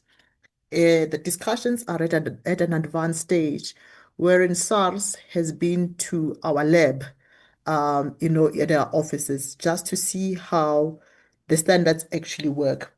And there is acknowledgement in the demonstration that when you actually use the systems that we have, which I explained earlier on, that these are systems that it's a program, for lack of a better word, that speaks to products, millions and millions of products across 118 countries. So we know that one of the most used thing in the world now is Google. People go onto Google. GS1 standards, the scanning of products is used more than Google. So every time you go to a retail store, every time you go to a hospital, I showed my eye yesterday, I mean, earlier on to say that I can't show my face. I was in a hospital yesterday. What hospitals are doing now is when they give you that thing that you put on your waist, it's a 2D barcode that they scan when you come in. They don't no longer write your name and whatever. That scan says what your name is, your ID, the procedure you're going to be doing, the medication one. So it follows you through the value chain. I just want to show you. So that scanning can actually be used with any product, shipment, anything that comes into the country as well. And when we demonstrated it with SARS, it's it's something that actually can work with their systems if the GS1 standards were standards that could be and are adopted by South Africa, just as it's a standard that is adopted in many jurisdictions. But this will need for us to have, cross-functioning and dependency across government departments. When our board met with the Minister of Trade and Industry at the beginning of this year, one of the commitments that was made, and I know ministers since the budget that they've been dealing with other things, including what we saw with the US. One of the things that minister committed to is to have further engagements to see how these GS1 standards could be used. So whether it's the Department of Health, Department of Home Affairs, Department of Finance with SARS, that supply chain efficiencies start talking to one another, and they don't speak to one another just here in South Africa. For example, the question you asked about the Africa Free Trade Continental Area is an important one, because with the GS1 standards, when we talk about the 118 countries, it's countries in Asia. China is big. The Chinese government, you cannot bring any goods into China without them being GS1 standards approved, because GS1 standards not only promote efficiencies, they promote transparency, safety, and trust. USA as well. You can't transport and bring in goods into the USA if they don't have GS1 standards. In Africa, we have Angola, we have Nigeria, we have Kenya, we have Mauritius for that also, and Namibia as well, that are countries that have adopted GS1 standards. So surely, but slowly and deliberately, more and more countries are moving towards the GS1 standards, as those standards that will enable them to trade better, but also eliminate issues of criminality, issues of illicit and counterfeit, and promote safety and visibility across supply chains. Just lastly, Chair, just to demonstrate, the work that we do, there is an expo that is happening in the next 2 weeks in China, where SMMEs that are members of GS1 South Africa, which is us, the Consumer Goods Council of South Africa, they have been asked to come and exhibit products in China. So one of the requirements was, firstly, they must have GS1 standards. Secondly, when they have GS1 standards, the possibility of their products being showcased in China, not just in China, I'm just using China as an example, any other country that insists on GS1 standards is huge. We are opening up new potential markets. We're enabling trade that is going to be safe, trade where there's going to be growth and authentication, and governments being able to speak to one another. Even authorities such as Home Affairs and SARS will be able to say, track the serial number, this code, this consignment, where it comes from, and you'll be able to provide those visibilities, safety, and trust. And therefore, with SARS, our discussions are really at an advanced stage, and I think the ball is in their court. Department of Agriculture, with certain agricultural products here in South Africa, they do not allow those products to come in and go out of South Africa without having them the GS1 standards. So I think this is an opportune time in our democracy, in the world that is grappling with all sorts of criminal activities, in a world that is starting to have the same language, whether from a technological and digital perspective. We're all talking AI enablement, something that the president spoke at length about. How do we digitize as a country? How do we become more efficient? And this is one of those enabling mechanisms that will ensure that South Africa takes its rightful space within the trading community. Thank you, Chair.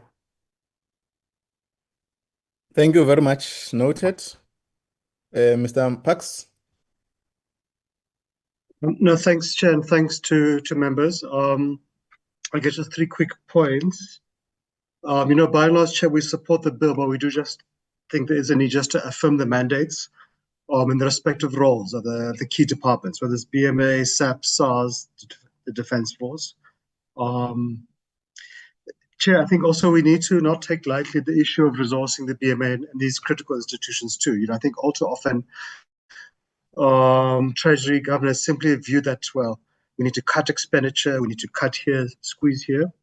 And I think we fail to appreciate there's consequences to that. And we can see in the past, decade, we've seen an explosion of illicit goods coming to the economy, huge cost to local industries, jobs, and the revenue for the state. We've seen a huge explosion in undocumented migration, and again, a huge cost to unemployed workers here who need to be prioritized. Chair, I think there is good efforts by the department around investing in infrastructure, the digitization program too.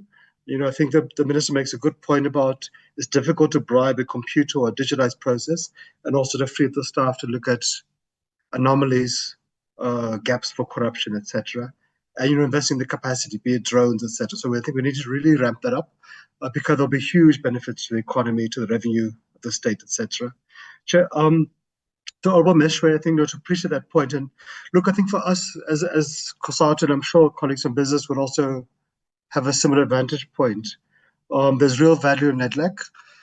I think as Labour, as business, we share many of the objectives of government about fixing the state, capacitating it to provide the quality public services that workers depend upon, that businesses require, that economic growth is linked to. And when you have engaged in the NEDLAC chair, it just really helps to build that coherence between the state and social partners, to build those kind of elements of a social compact, etc. Because on migration on goods, we would share the concerns. Chair, I don't think there was malice on the Department of not to come to NEDLAC. I think it's simply an oversight on their part. Previously, they have come to NEDLAC. They had indicated the intention to come to NEDLAC, but it's unfortunate they dropped the ball on this one. So our point, Chair, is not to delay processes, because we do need to get this bill done and see it come into effect. We know it's going to take time, etc. But I think to make the point that government should not be in the business of undermining NEDLAC. And again, Chair, it makes even the life of members of parliament also easier, because when it comes to your tables, many issues have been resolved. There's an enriched product, etc. We can work together on ironing out the remaining issues. Then, Chair, just lastly, I think you have made a very important point about the African continent of free trade area. So we support it at a philosophical level. Our strategic future as a country on trade, on investment, on tourism, etc. It lies with Africa. Yes, we must trade with the US through AGOA. We must trade with Europe through the EPA. We must trade with East Asia, Brazil, etc., etc. But inherent growth destiny lies with Africa. And there's huge opportunities for South African industries to export to the continent, to become the gateway, or to retain our gateway position to the continent, etc. And not even to take those things lightly, because you can see there's increasing competition for our ports, whether it's Maputo, Walvis Bay, whether it's Mombasa, Morocco, etc., or Nigeria, etc. I think our one concern, Chair, is that if we struggle as a country to enforce customs or migration controls or security controls at our borders, be it land, sea, or air, how much more so in other countries? We've had issues of, under the SADC arrangements, that t-shirts are alleged to be produced in Malawi or in Eswatini, etc. And then we know in reality they're not. They're produced in China. But some local supplier in one of those countries just sewed in a label saying made in Eswatini. And so that can really collapse local industries, because if you open the borders too quickly, or if you have not capacitated other African countries on their ports controls, it can really decimate our industries. To give a comparison, the population of China is almost equal to that of Africa. So we need to be very, very cognizant about that. We want to see it be expedited, but also we need to make sure that we don't rush things like we did in the 1990s when we open up our own borders too quickly for goods, and then hence a flood of Chinese T-shirts, clothes. It caused 100,000 job loss in the clothing industry overnight. So we need to manage it tightly. Not so we mustn't do it. We must do it, but we just need to get this synchronization. And again, going back to the point of resourcing, we need to make sure that we really capacitate SARS, the BMA, the whole value chain of state control thoroughly, so we can have a seamless process. But we do think the bill, Chair, is a step in the right direction. We just need to make sure we synchronize all of our efforts correctly, Chair. But yeah, so let me stop there, Chair, and thank members and thank yourself for giving us space as COSAT. Thanks, Chair.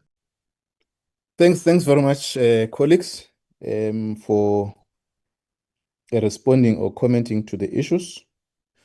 Advocate Malikati, just so that it does not skip us, there's a matter of the network.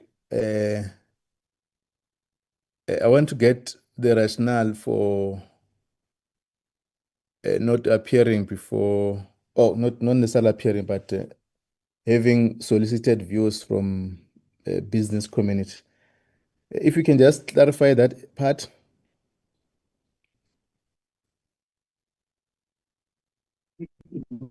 No, Chair, if you would allow, I think if we can leave that to both the executive, the minister, as well as the DG to provide that response during the next meeting. But I will take it up and place it before the Director General that there is this issue that we would need to respond to the Portfolio Committee on network.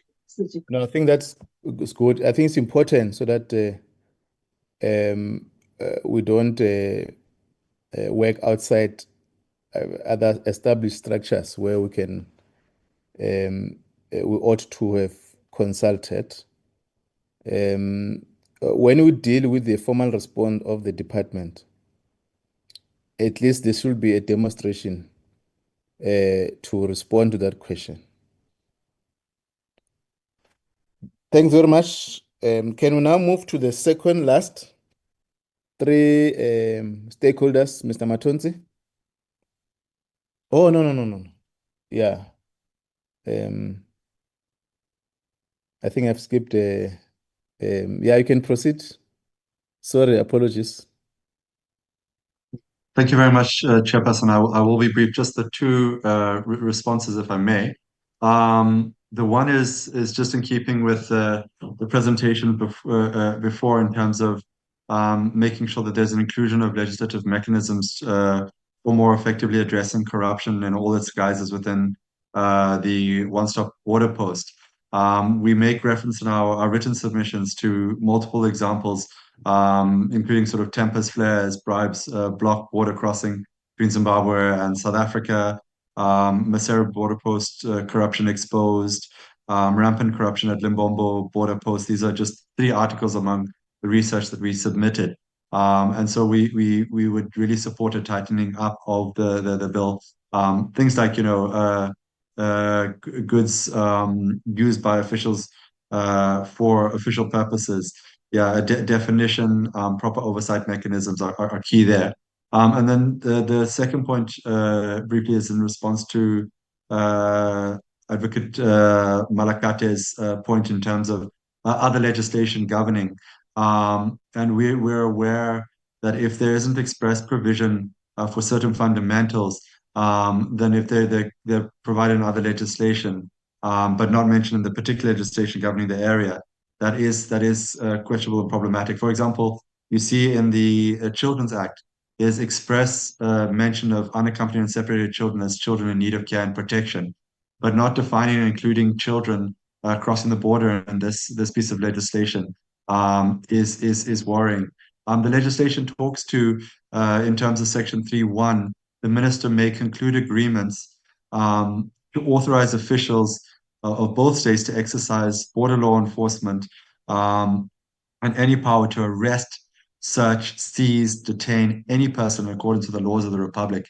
So that's quite extensive provision there that is made in this one-stop border post bill. And there needs to be cognizance of vulnerable communities and express mention of, as I say, refugees, asylum seekers, stateless persons, victims of human trafficking, and unaccompanied and separated children.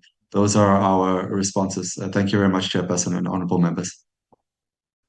Thanks very much. Thanks very much. We'll then move to the next. Mr. Matonsi? Yes, Chair. The Office of the High Commissioner for Human Rights, they just WhatsApp me to say they are not going to be available to make a presentation. So we are only left with two, Lawyer for Human Rights and Mr. Tato. The next one, it will be Lawyer for Human Rights. Okay, now we'll move to Mr. James, if you can lower your hand. Can you proceed?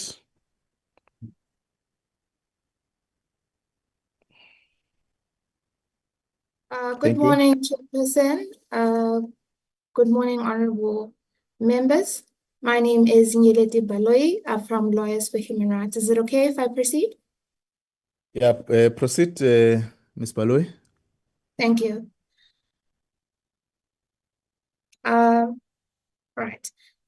So just a brief introduction of Lawyers for Human Rights. Lawyers for Human Rights is an independent human rights organization with a 45-year track record of human rights activism and public interest litigation in South Africa. Lawyers for Human Rights uses the law as a positive instrument for change and to deepen the democratization of the South African society. LHR welcomes this opportunity to make a presentation to this hearing organized by the Portfolio Committee of Home Affairs. Sorry, that is an error on the one-stop border post bill. This presentation is based on the submissions that we made in January on the proposed bill. So our presentation will basically provide an analysis of the bill and the accompanying one-stop border post policy. Our key focus will be on the potential human rights impacts of the proposed bill, an analysis of holding facilities at one-stop border posts, examining the bill and one-stop border posts through international human rights law, addressing the risk of refoulement, and making recommendations to enhance human rights protection. The general comments that we have on the bill is that the bill has been cited as a significant step towards modernizing cross-border trade and travel across the African continent. And its proposals are set to streamline border processes and eliminating redundant checks, and has the potential to significantly reduce delays and enhance efficiency and boost intra-African trade. And this is a very welcome step, and we think that this is a great initiative. However, there are several critical concerns that require careful consideration. First, the bill lacks explicit clarity on how to address potential conflicts between South African law and laws of neighboring states within the context of the one-stop border post. The absence of a clear mechanism for resolving such contradictions could lead to uncertainty and hinder the smooth functioning of the system. Secondly, the potential for human rights violation within the context of streamlined border controls is a significant concern. It is crucial to ensure that the implementation of one-stop border posts does not compromise the rights and dignities of migrants, refugees, and other vulnerable populations. Furthermore, the current wording of the bill raises concerns regarding the potential for refoulement, the act of returning individuals to a country where they may face significant risk of persecution or other serious human rights violations, as well articulated by our colleagues from the Scalabrini Center of Cape Town. So robust safeguards must be in place to ensure that no individual is returned to a situation where they face a serious threat to their safety and their well-being. We also have concerns with regards to potential holding facilities that may be implemented in one-stop border posts. And while the bill does not explicitly mention holding facilities in the bill, it is assumed from the one-stop border post policy, which provides a legal foundation for the implementation of the bill, that on page 49, that there could be potential inclusion of holding facilities in one-stop border posts, and this could have substantial impact on human rights in South Africa, which reverberates throughout both the bill and the policy. The concept of holding facilities raises significant concerns in the context and warrants careful consideration.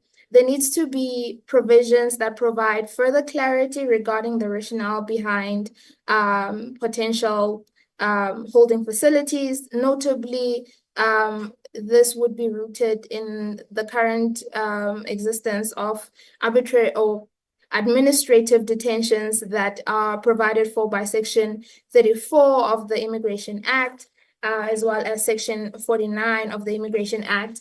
And in our Immigration Amendment Bill submission, we highlighted the problematic ambiguity created by the coexistence of provisions for both criminal and administrative detention. Specifically, we pointed out the interplay between Section 49 and Section 34 of the Immigration Act, where a lack of valid documentation as defined in Section 49 automatically subjects an individual to detention and deportation under Section 34, irrespective of their status as an asylum seeker or refugee. This inherent inconsistency, we argued, creates a significant risk of arbitrary detention and undermines the fair and consistent application of immigration law. We therefore strongly recommend the complete removal of provisions allowing for administrative detention, advocating instead for a system that respects the rights of all migrants. An example of a holding facility that exists primarily for administrative detention in South Africa is the Lindela Repatriation Center, where people are detained for prolonged periods. There are numerous studies which have proven that there are abhorrent and inhumane conditions in Lindela, and it is easy for conditions of these holding facilities to devolve into an unsafe and inhumane environment, as Lindela has, and it is the responsibility of legislature to ensure that this does not happen, and should the potential ports of entry seek to establish holding facility. Okay. The next concern is with regards to conflicting laws.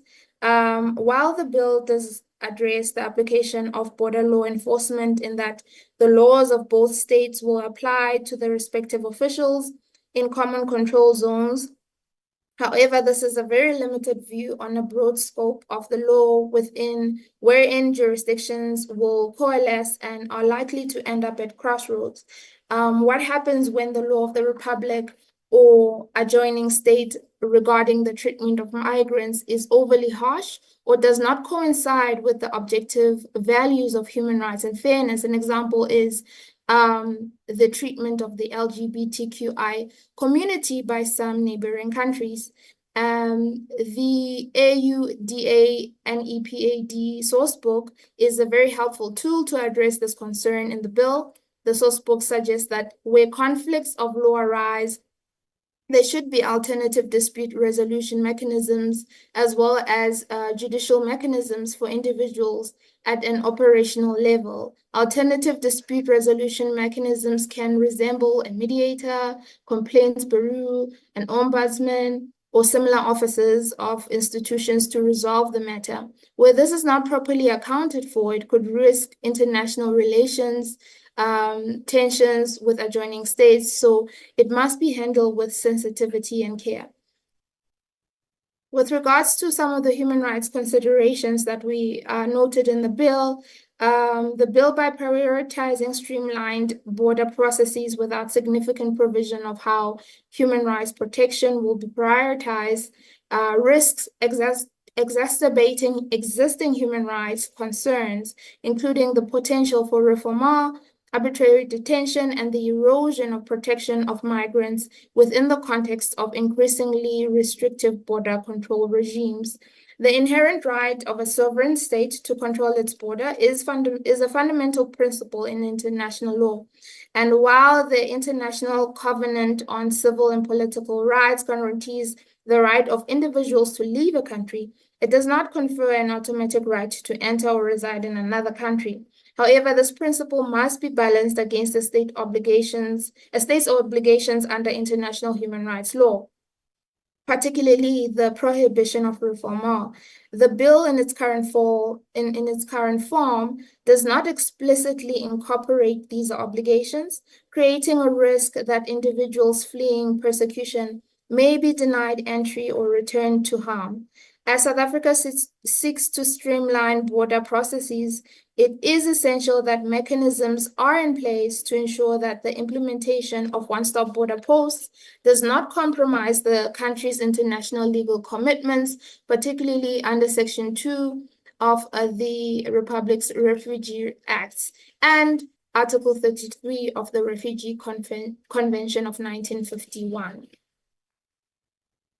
The principle of non-reforma is an international law principle that has been codified under Article 33 of the Convention on Refugees and has been further codified in South Africa under Section 2 of the Refugees Act. It is common cause that the principle of non-reforma ought to be considered and accounted for in any legislation that is promulgated as law within the Republic, even more so law that directly affects the migration of asylum seekers and refugees. The bill is no exception to this, particularly because Section 7 of the bill outlines provisions that could potentially have a direct impact on the principle of non-reforma. The wording in this section does not take into consideration the principle of non-reforma, which prohibits a receiving state from returning an asylum seeker to their country of origin, where they will face persecution. This section should be worded in such a way that recognizes a receiving state's inability to decline admission of persons who are asylum seekers and refugees. Therefore, this section should be made subject to international principle of non-reforma as recognized and codified under Section 2 of the Refugees Act.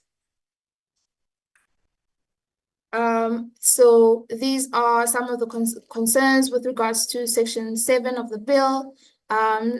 Section 7, subsection A allows for declining admission without considering non-reforma. 7B obligates the concerned country to readmit asylum seekers who didn't enter at a designated port of entry.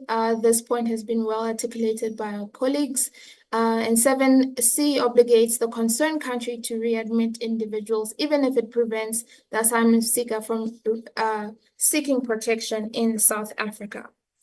Our proposed amendments regarding non-reforma is that Section 7 of the bill must be explicitly made to subject the international principle of non-reforma.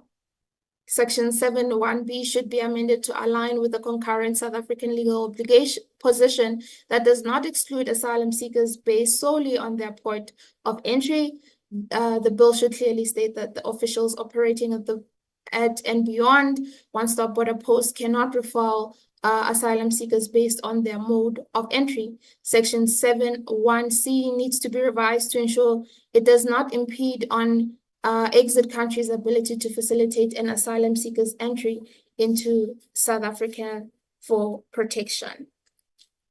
In conclusion, while the bill has potential to improve cross-border processes, it presents an opportunity to enhance trade and facilitate travel across the African continent. It is crucial to prioritize human rights consideration throughout its implementation. The potential for human rights violation, including the risk of refoulement, arbitrary detention, and the erosion of protection of migrants requires careful attention to ensure that the benefits of streamlined border processes are realized while upholding the dignity and rights of all individuals.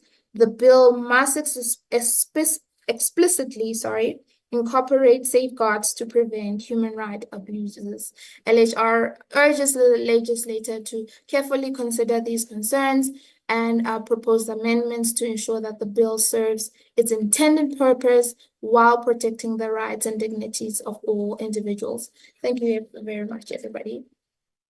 Honorable members. Thanks very much, Ms. Baloy, for the presentation.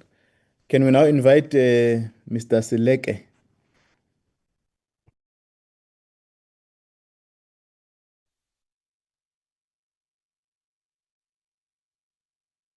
Thank you, Chairperson.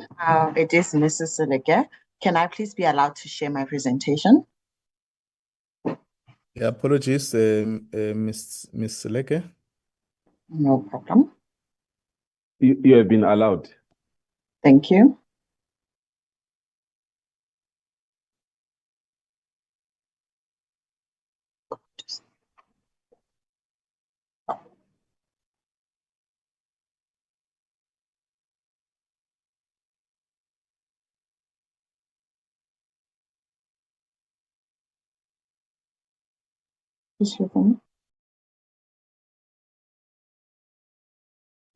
Yeah, I think your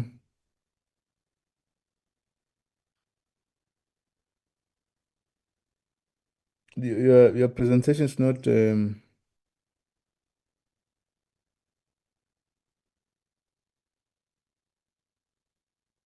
not sure. Is it Mr. Matondi? Give him. Okay. Yeah, or proper now.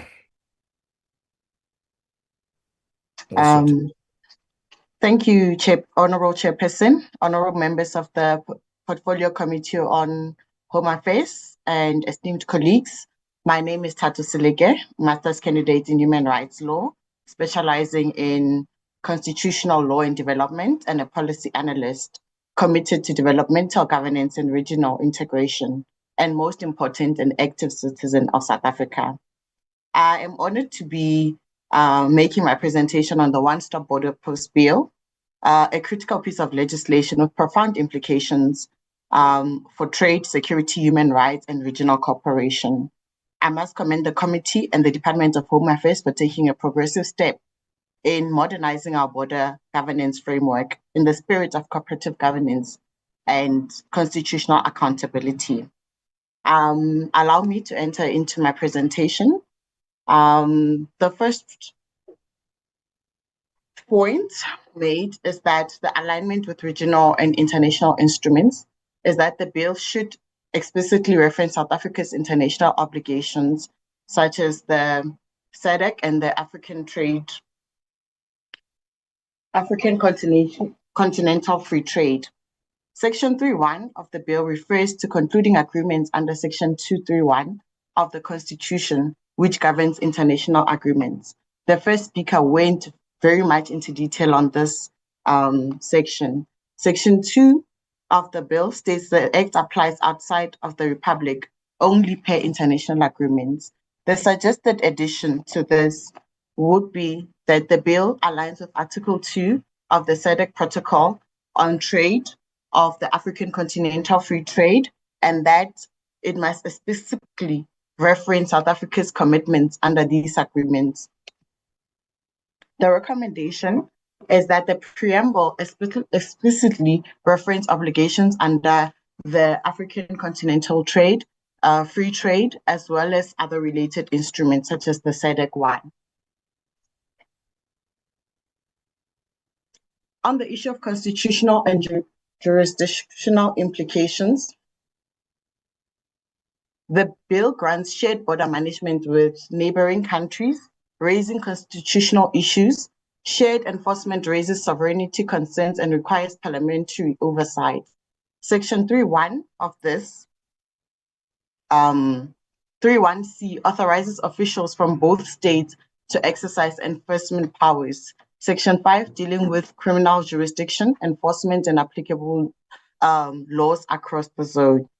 So the bill's objectives aligns with Article 2 of the South African Development Community SADC Protocol on Trade, which promotes, sorry for that.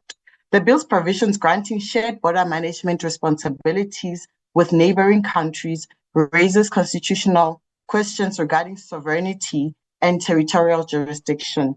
While cooperative arrangements are necessary, they must comply with Section 41 of the Constitution, which emphasizes cooperative governance and intergovernmental relations. The recommendation here is that we include a clause requiring all intergovernmental agreements on the one-stop border post bill operations to be tabled before Parliament for approval, ensuring transparency and compliance with constitutional mandates. This will be done by adding the requirements concluded under Section 3.1 to be tabled before Parliament in line with Section 231(2) of the Constitution. This will then comply, as I've mentioned, with Section 41 of the Constitution. My next slide refers to the human rights and anti-trafficking context, which was not covered in detail in this bill. South Africa's porous borders play a critical role in fueling the country's human trafficking crisis. As the regional epicenter of human trafficking, South Africa's inadequate border control flows allows traffickers to move victims in and out with alarming ease. These vulnerabilities undermine law enforcement efforts, facilitate cross-border criminal networks, and expose countless men, women, and children, particularly migrants and vulnerable populations, to exploitation.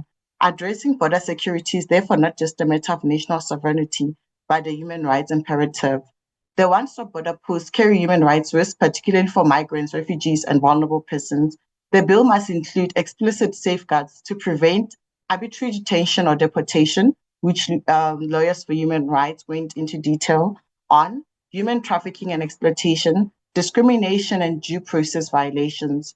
The bill currently lacks explicit provisions protecting human rights and victims of trafficking.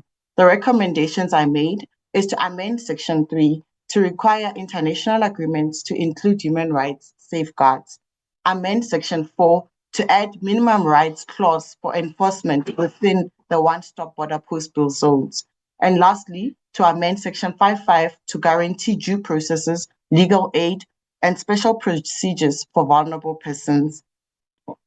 And to add a new Section 10 to introduce anti-trafficking mechanisms, which will be facilitated by liaison offices, providing referral systems and safe facilities within the one-stop border post in one-stop border post facilities. Section 3, agreements must protect human rights. It allows agreements with other states to establish one-stop border post bills. These agreements must include human rights protections. The proposed amendment here is to ensure compliance with the Constitution and international human rights, including the rights to dignity, due processes, and protection from abuse.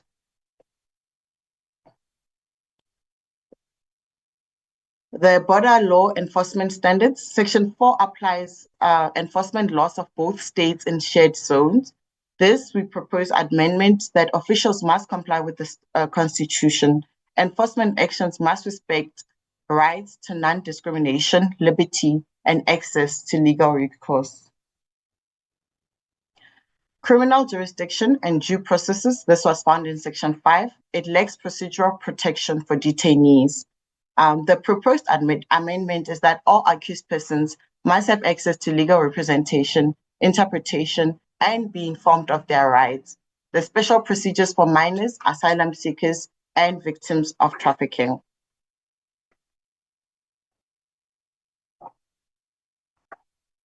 Section 10 on anti-human trafficking measures mandate anti-trafficking training for all one-stop border post personnel, appoint liaison officers for trafficking cases and immediate protection and referral of victims.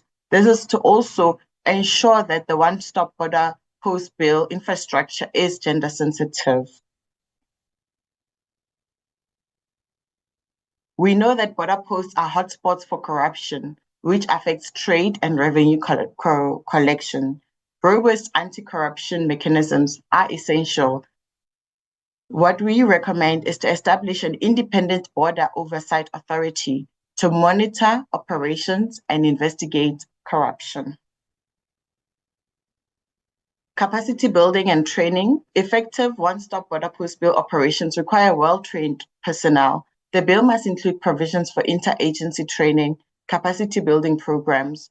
To ensure this happens, we recommend including provision for mandatory training in customs, immigration, and security procedures.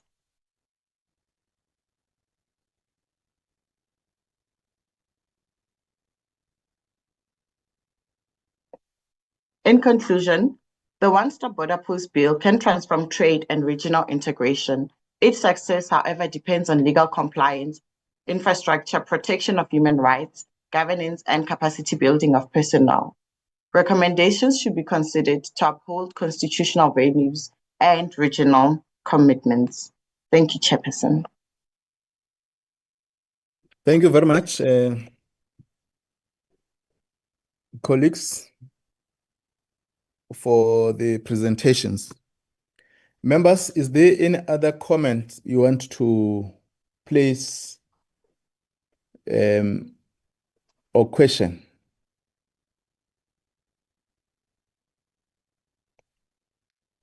Can I invite members if they want to comment?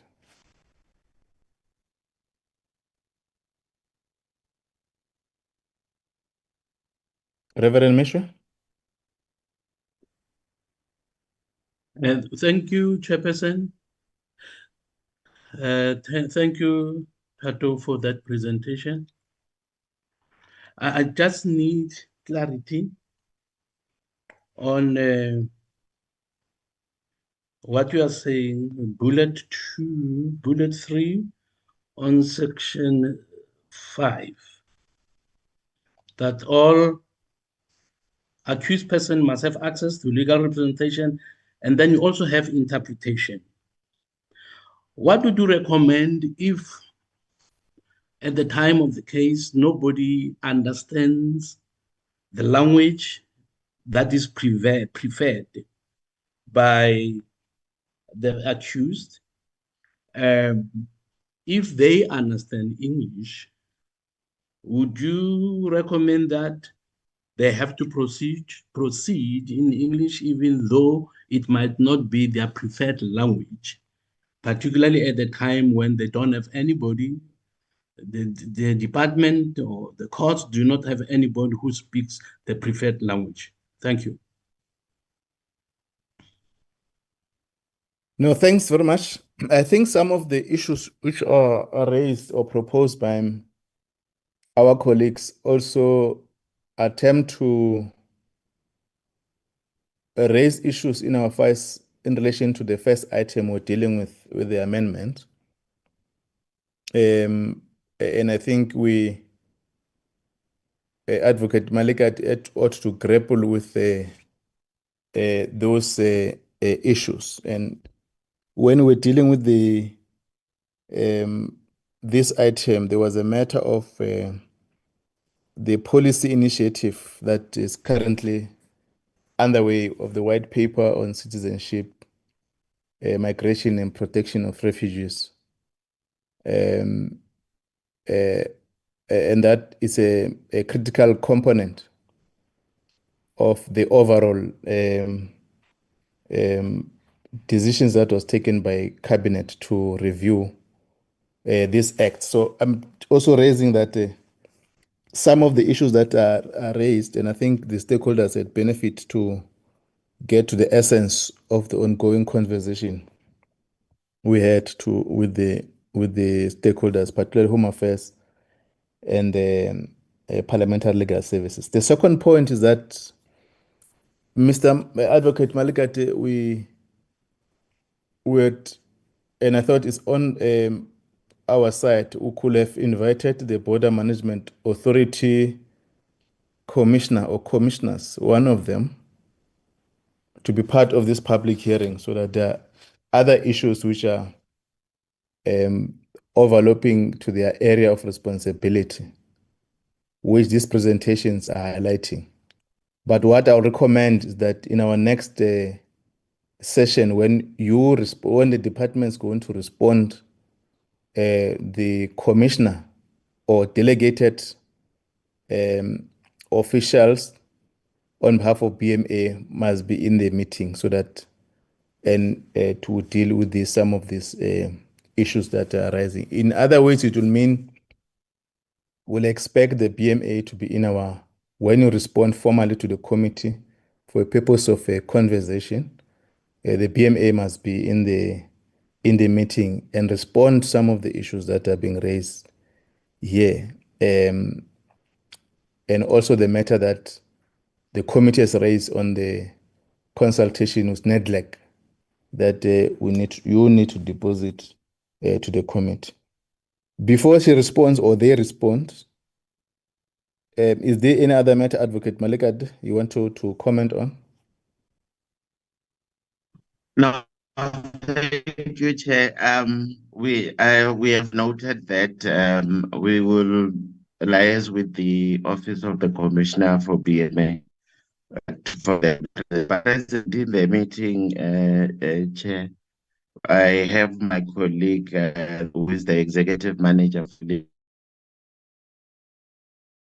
giving notes on the matter. So between the two of us, we'll liaise with the committee or the deputy commissioner.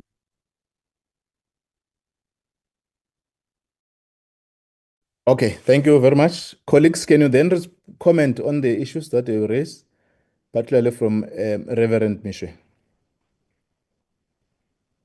Let me start with if there's any other matter. Mr. Matons, they can proceed. Oh, okay, Chair. Yeah, and also to note, Chair, there's from BMA here, we do have Edward Mamadi, who's the Deputy Assistant Commissioner. That's for information, Chair. Okay. The meeting, yeah. Is if the BMA want to comment, they can do that, or if they will await for the formal response from the department. Can we get a sense from them?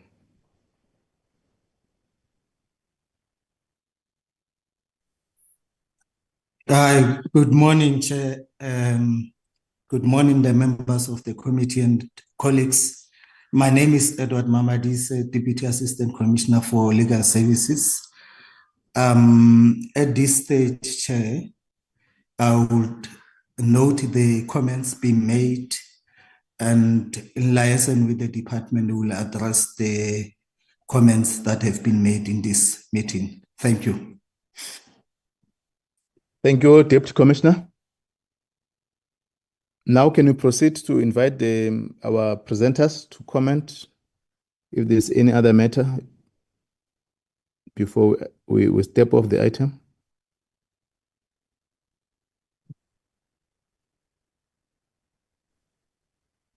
I think Honorable Michel raised a matter around Miss Seleke. Thank you. Through you, Chair. We can navigate the issue of interpretation for detained persons by combining interpreters with technology.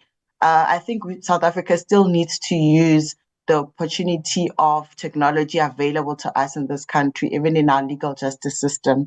Real-time translation apps are available, something that we still haven't tapped into, where we could use at our police stations and detention centers, remote video interpreting services for access to rare languages or dialects. We still have not stepped into that area. Digitally translated voice AI that's available on our phones every day could be used instead of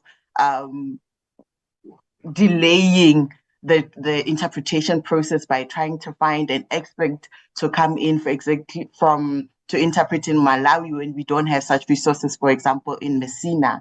I'm just saying that we don't have to rely on the old method of doing things, because it's costing us time, it's costing us money and resources that we may not necessarily have available at that time. Whether the question is if the person understands English at the time, but they still want to be translated in French and there's no French speaking person at the time, I don't really want to go deep into that because I think lawyers for human rights would know better than myself. But understanding that there is no bias, that there is still the spirit of fairness and equality for that person.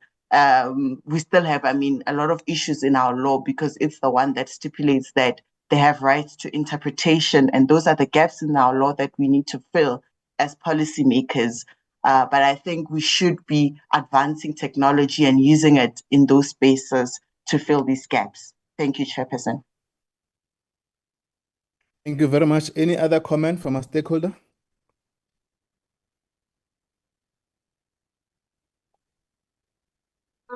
Sorry, Chair, if I could just maybe comment on the question and as well as the sentiments well articulated by my colleague, Ms. Seleke. I do really support the suggestion of the use of the digital space and technology in providing access to language. And with regards to the question of language as raised earlier in the section in consideration of the Immigration Amendment Bill, it is our submission that the consideration of language is very paramount. It's not a subsidiary consideration. If somebody is unable to follow in the proceedings, how are they able to provide input in what is being decided on their lives?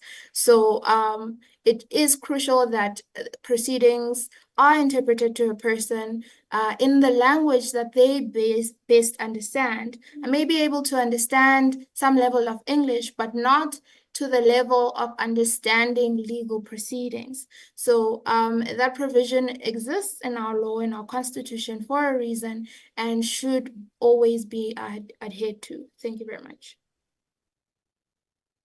Thanks very much, colleagues. Thanks very much, honorable members. Now that we've received the written submissions and also we've conducted these public hearings today, we want to appreciate all the stakeholders that have contributed and will assist the committee to closely look on the issues that are being raised in relation to the bill. My understanding is that there's a general acceptance on the support on this proposed bill. However, there are gaps that have been identified that we may need to deal with, and some sections that have been also identified. I can note Section 6 that has been canvassly strong by the stakeholders, and other sections that are on the presentations of our colleagues. So this meeting does not take a decision at this level. We will then consolidate a report and submit to the portfolio, to the Department of Home Affairs, those that have developed this bill and table before Parliament, on what we've assessed and issues that have been raised. So before then the committee, through the content advisor, will present the report to members of the committee in committee to reflect on the issues that have been raised. Therefore, we submit for respond to the Department of Home Affairs and the Border Management Authority. They will then come back with a response on all the issues that the members or stakeholders have raised before the committee, and the issues that are specific. After that, we'll then have to deliberate as members of the committee. As we have observed that the Immigration Amendment Bill, we have been discussing around it for some time, and there were certain issues that we need to tie up, including tomorrow that are going to finalize the issue. So that is a process, colleagues, that is going to be processed by this portfolio committee and take some of the issues that arise from the submission. So I want to end it like that. And thanks for your stay in the meeting, your contributions. And I think this will take us to Mr. Advocate Malekaten, Deputy Commissioner, Legal and Border Management Authority, that will take notes that we've directed you must interact with your principals. And when we're going to reschedule for your response, we'll also invite stakeholders. You'll be invited when we deal with these issues. Mr. Matonsi, you must also, when we convene for that response, avail this platform. I think with the reasons that were requested, so that our stakeholders also able to reach the conversation and the public, unlike a physical meeting that may limit presence of other stakeholders. So let's stand off this item, and thanks very much, stakeholders. We're only going to deal with just an update. We can release you and the team, and this is an update of the committee members. And is there any other matter, members of stakeholders, you want to raise before you step out? I think there's clarity on our summary. Thanks very much. Now can invite Mr. Matonsi to update us on the marriage bill process that we're going to engage in the update on the tour. Thanks. Okay, Chair. Thanks very much, Chairperson. Yeah, we have identified districts for the 13th, which is Friday, 13, 14, and 15 of June. On the 13th of June, it will be at Bujanalo in Rustenburg. We have not yet find the venue there, but the household services in Parliament, they are currently looking into it. But I think by the end of this week, or by today or tomorrow, we'll have the venues confirmed. And then 14, which is Saturday, is Nagamotiri at the Mahikeng municipality. And then on 15, it will be Dr. Ruth Sihumotsi Mupati at the Vryburg Naledi local municipality. So those two districts or municipalities, we still have to find the venues, as I have indicated. This is what we are proposing, Chair. There is a sitting on the 12th until I think around 5 o'clock or to 5 o'clock. Then we are proposing that the committee will leave or fly from Cape Town to Johannesburg after the sitting of the National Assembly.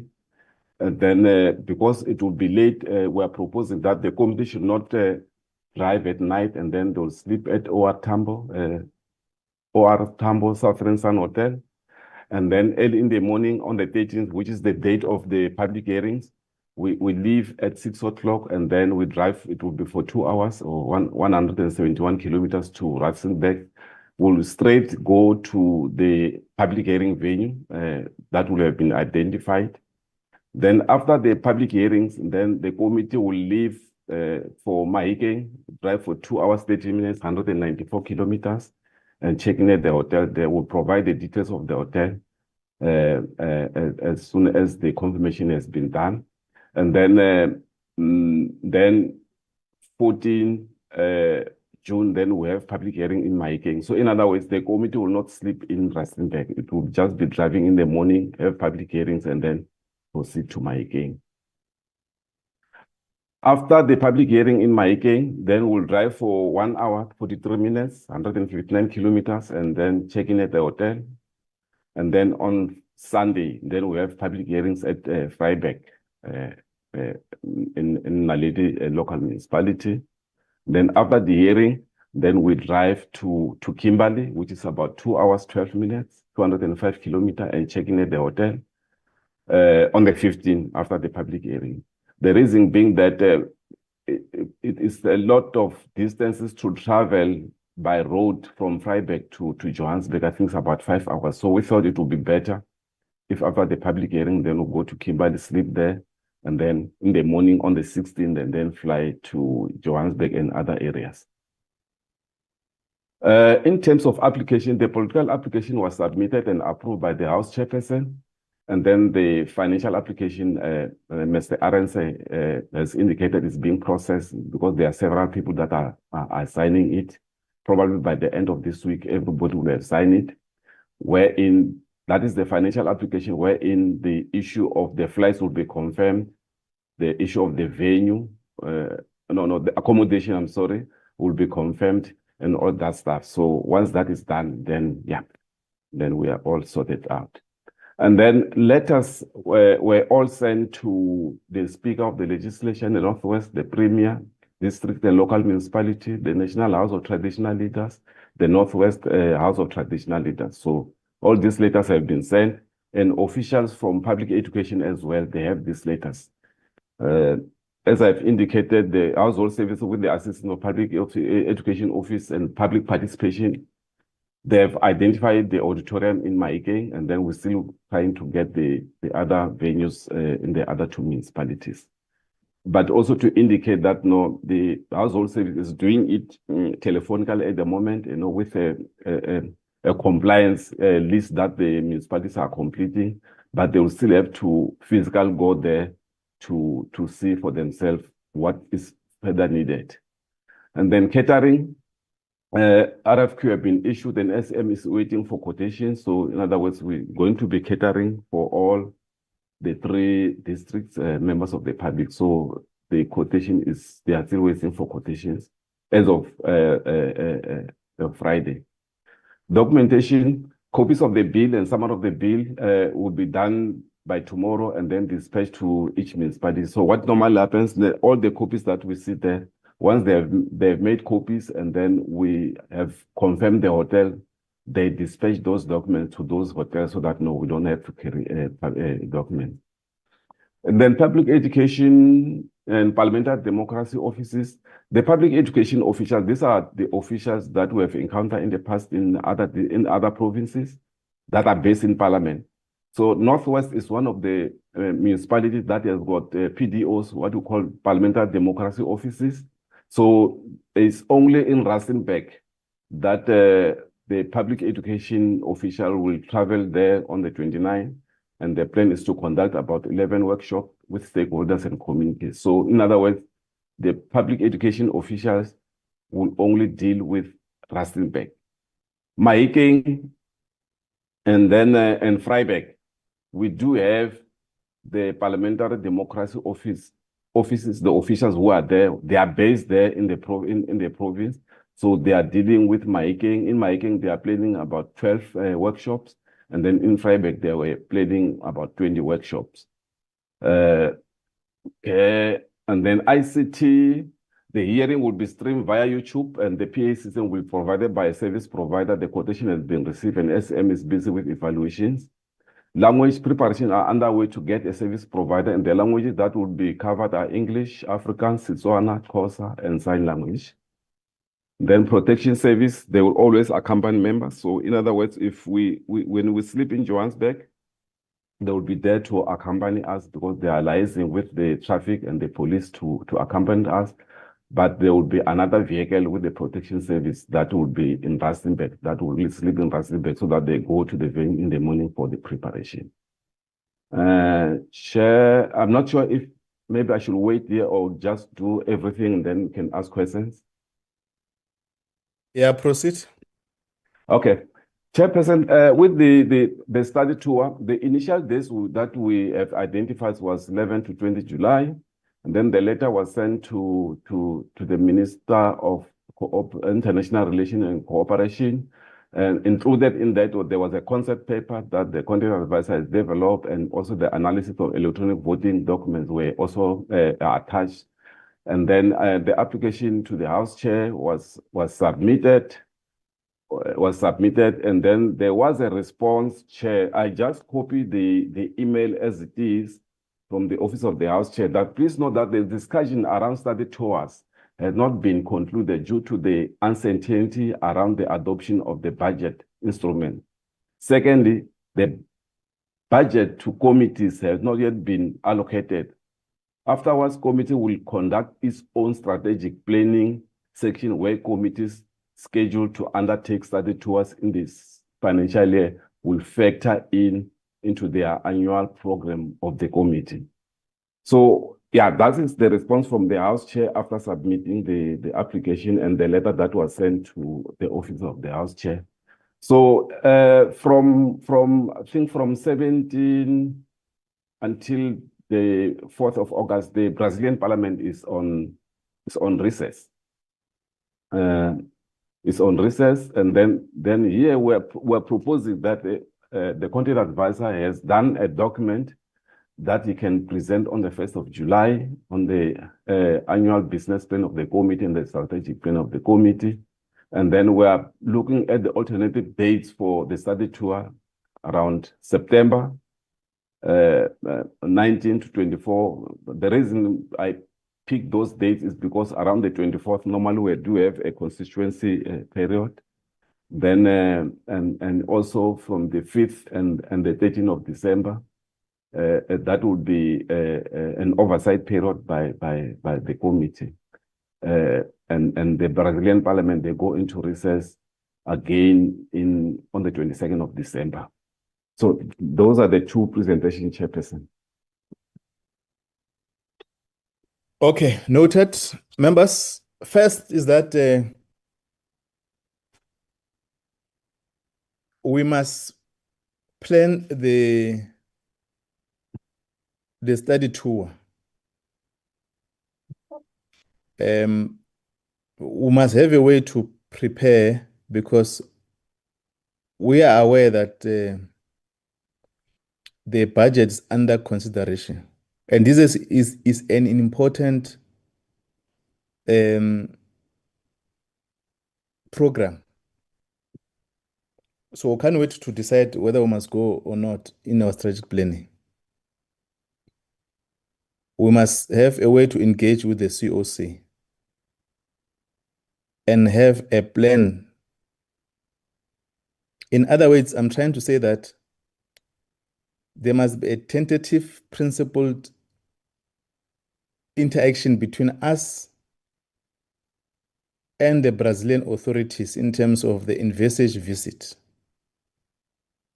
There must be, we must have been ready. The only matter that can disturb us that if there's no budget, then we can cancel. So we can't do a vice versa. We can't wait for a strategic plan to begin to plan. So we must plan. We must go back to the COC to allow us to plan. At the time is noted by the committee that there's no resources to do that, we'll cancel. So we must have planning. We don't want to be embarrassed like we did last time. We plan in a week, an important a trip. And I'm saying this against that three important conversations the committee is going to grapple with. One is on the policy document that has been launched by the IEC on electronic or e-voting. Two is going to be on the electoral reform proposed electoral system.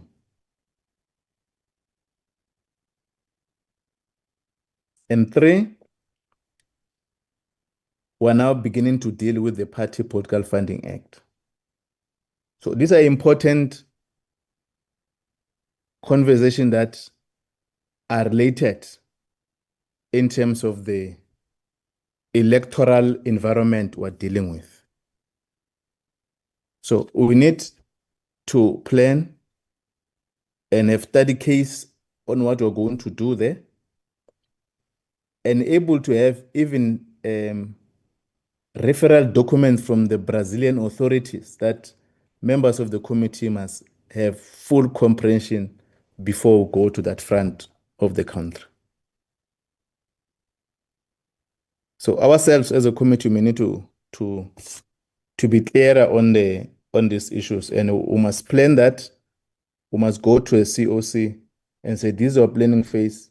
This work that already we have done. We are noting this matter of the budget, but this is a research work that we have done so that we prepare both the authorities to engage with us. So we might need to proceed with the engaging with the DECO to assist. I'm cautioning now that if we don't do it, the committee must not question later because of the bad experience it has occasioned in a sixth administration.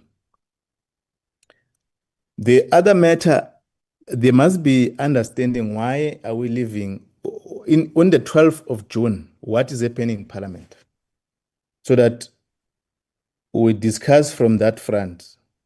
And you can see, members, that there are a lot of travelings here. So we must get a sense what is happening on the 12th so that we determine whether we request, we submit to COC to release the committee to join, to travel. As you know, that some of the members of the committee today, they're in Northwest to attend the G20 work portfolio committee, and there's a sitting today. So we must have that, we can't leave at night if a matter could be released. If there's a critical decision that Parliament require all members of the committee.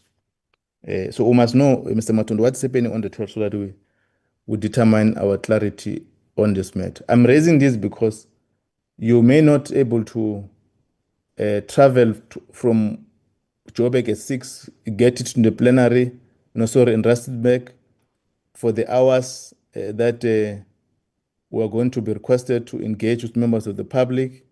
Immediately after that, you travel to another platform. So there must be the experience we had in KwaZulu-Natal and the experience we had in Eastern Cape and in Mpumalanga. We need to, in fact, what we've corrected in our visit to Eastern Cape and Mpumalanga, it can repeat in this. This is exactly what happened in KwaZulu-Natal.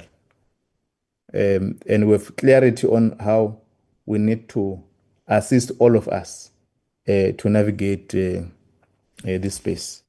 Any other comment before the team responds? Honourable Ross? Thank you, Chair. And yeah, Chair, I welcome your comments wholeheartedly.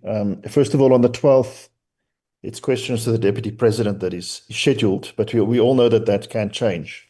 But that is what is scheduled there at this point in time. But I think, Chair, it's really critical in terms of the subject matter that we need to get this plan into place in terms of the electronic voting.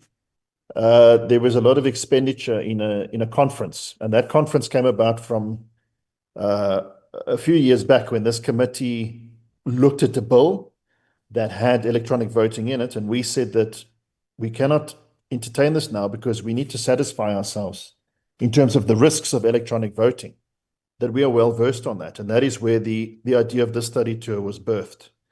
And now in response to that, the IEC went and arranged and incurred expenditure on a seminar to deal with e-voting. And out of that came some of these concerns, which are now very well workshopped. And so now we are at a time where we need to really ensure that the concerns that were raised at that workshop, that we are able to go and address these and satisfy ourselves on how these have been addressed in an environment like Brazil, which is very much like us. Wealthier areas, poorer areas, urban areas, and rural areas. And so, Chair, it's a little bit concerning if one hears that, there might be a challenge with resources, because I'm not really sure how important an issue needs to be before it is considered worthy of being funded by Parliament, that we complete this work. This committee hasn't been on a study tour, I think, since 2014. I can be corrected. I think that's about 11 years now. But this is a critical matter, Chair, and there's been a lot of work and investment on it already. So I think we really as a committee as well need to re-emphasize the importance of this and the fact that it's a part of a long-running situation where, in effect, the IEC has done a lot of work as well in between, and now we as a committee need to be in a position where we can push forward and say we are now happy that the issues have been addressed and that we can start to move forward with this kind of thing. So I think the planning you're talking about, it's critical, and that we as a committee are also able to reinforce the importance of this, that this study tour should not be shelved, because there's a lot of processes that have happened to take us this far. Otherwise, Chair, I'm happy with the schedule, as you have mentioned. And also, again, Chair, I think it's important that the travel time is borne into account. It might be worthwhile to try and seek a blanket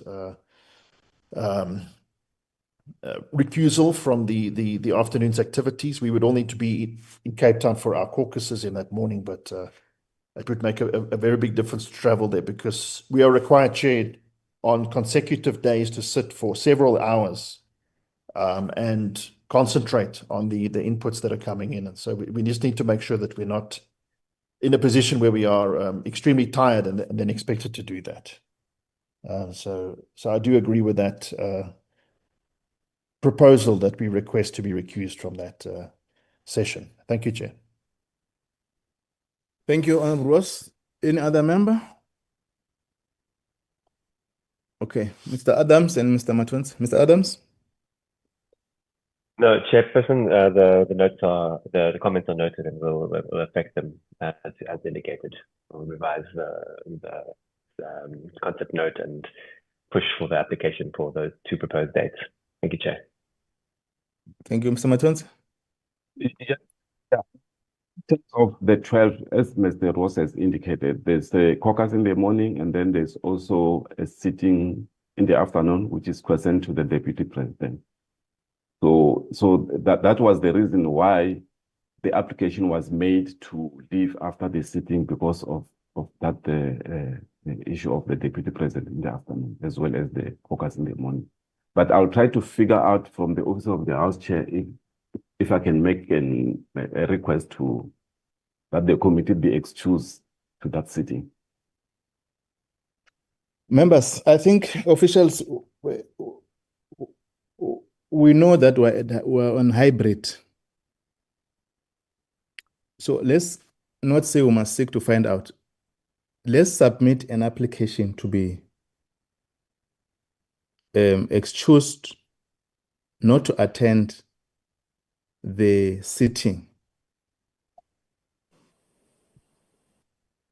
And we must motivate the reasoning.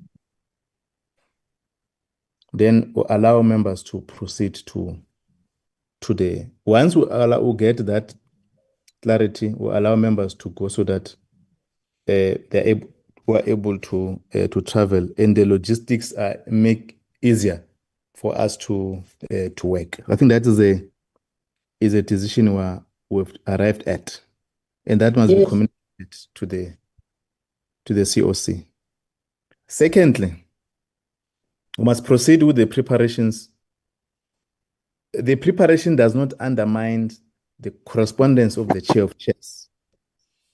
The preparation seeks to empower us with what I've highlighted and able to motivate more on the issues, but also give us an understanding from that other platforms on the details they seek to.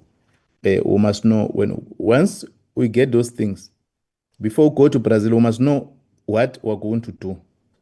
We must understand by presentation at least basics on what constitutes the electronic vote. The committee must also be empowered on the area of focus, on the issues they must raise from that front, in comparison to our electoral environment. So there's a lot of work that we must do, which is separate to the budget issues, where the committee is ready to go to to a tour. The briefing must be here on all the issues that are involved, on the issues relating to Brazil electoral system, and you must able to get all the details. So we must say, I mean, this, if you are saying we must go in September, September is here. It's not far. So it's an important work that we all have to deal with. I mean, the IEC, as Honorable Ross raises, is consolidated a detailed or a policy initiative in terms of comparisons of countries in terms of this electoral voting successes, weaknesses that are constituted these other countries to fail to implement this. But so we must be empowered, and the content advisor must take also advantage of that discussion document, policy document that has been commissioned to other countries, and so forth and so on. So I think that is an issue that we must deal with. The other one, I think I'm aware that there was a correspondence that CVs of members are requested to be sent to other platforms, which we must deal with. Is there any other matter, members, outside this summary?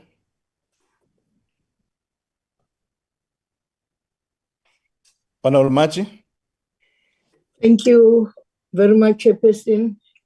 Honorable members, in relation with the Brazil, I would like, because it used to be, we were told we were going to leave for, it was in July, then August.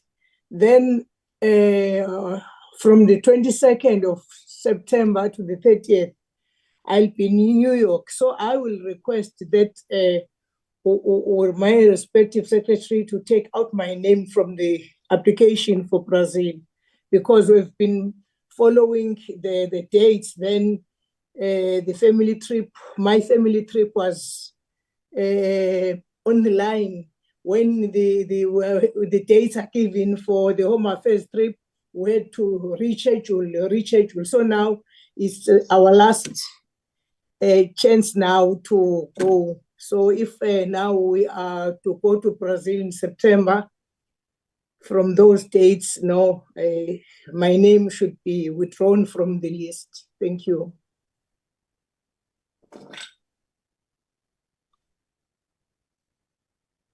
Well, noted, we'll deal with those logistics once we finalize our itinerary. Is there any other matter, members? Okay, Mr. Matonzi? No, that's all, Chair. Okay. It's not all. Members, we're supposed to meet with the IEC to receive a report, full report of 2024-2026, no, so 2024 provincial and national elections. As you know that they are approaching the court on the 3rd or the 2nd, we're not able to have that item in the meeting because we have requested that we must request also to get a full enough time to deal with that report. In other words, to be excused in the afternoon session of Parliament, where there are no issues to focus on this report, because it's the critical report that will also inform us on how to proceed to 2026 or 2027 local government elections. And other issues are related. So at least members must get enough time to engage with the IEC. So Mr. Matonsi will interact with the committee and check the agenda, the program, and how can we locate them. And in the meantime, we'll also submit a request from the COC for a fiscal full time with members of the Independent Electoral Commission. Thanks very much, members, for having attended this important meeting. We'll then meet tomorrow at 1 o'clock to finalize and adopt the issues in relation to the Immigration Amendment Bill. Thanks very much. Our meeting stand adjourned. Thank you, Chairperson. Thank you, Chair. Thank you, Chair. Thank you very much, Chair. Thanks.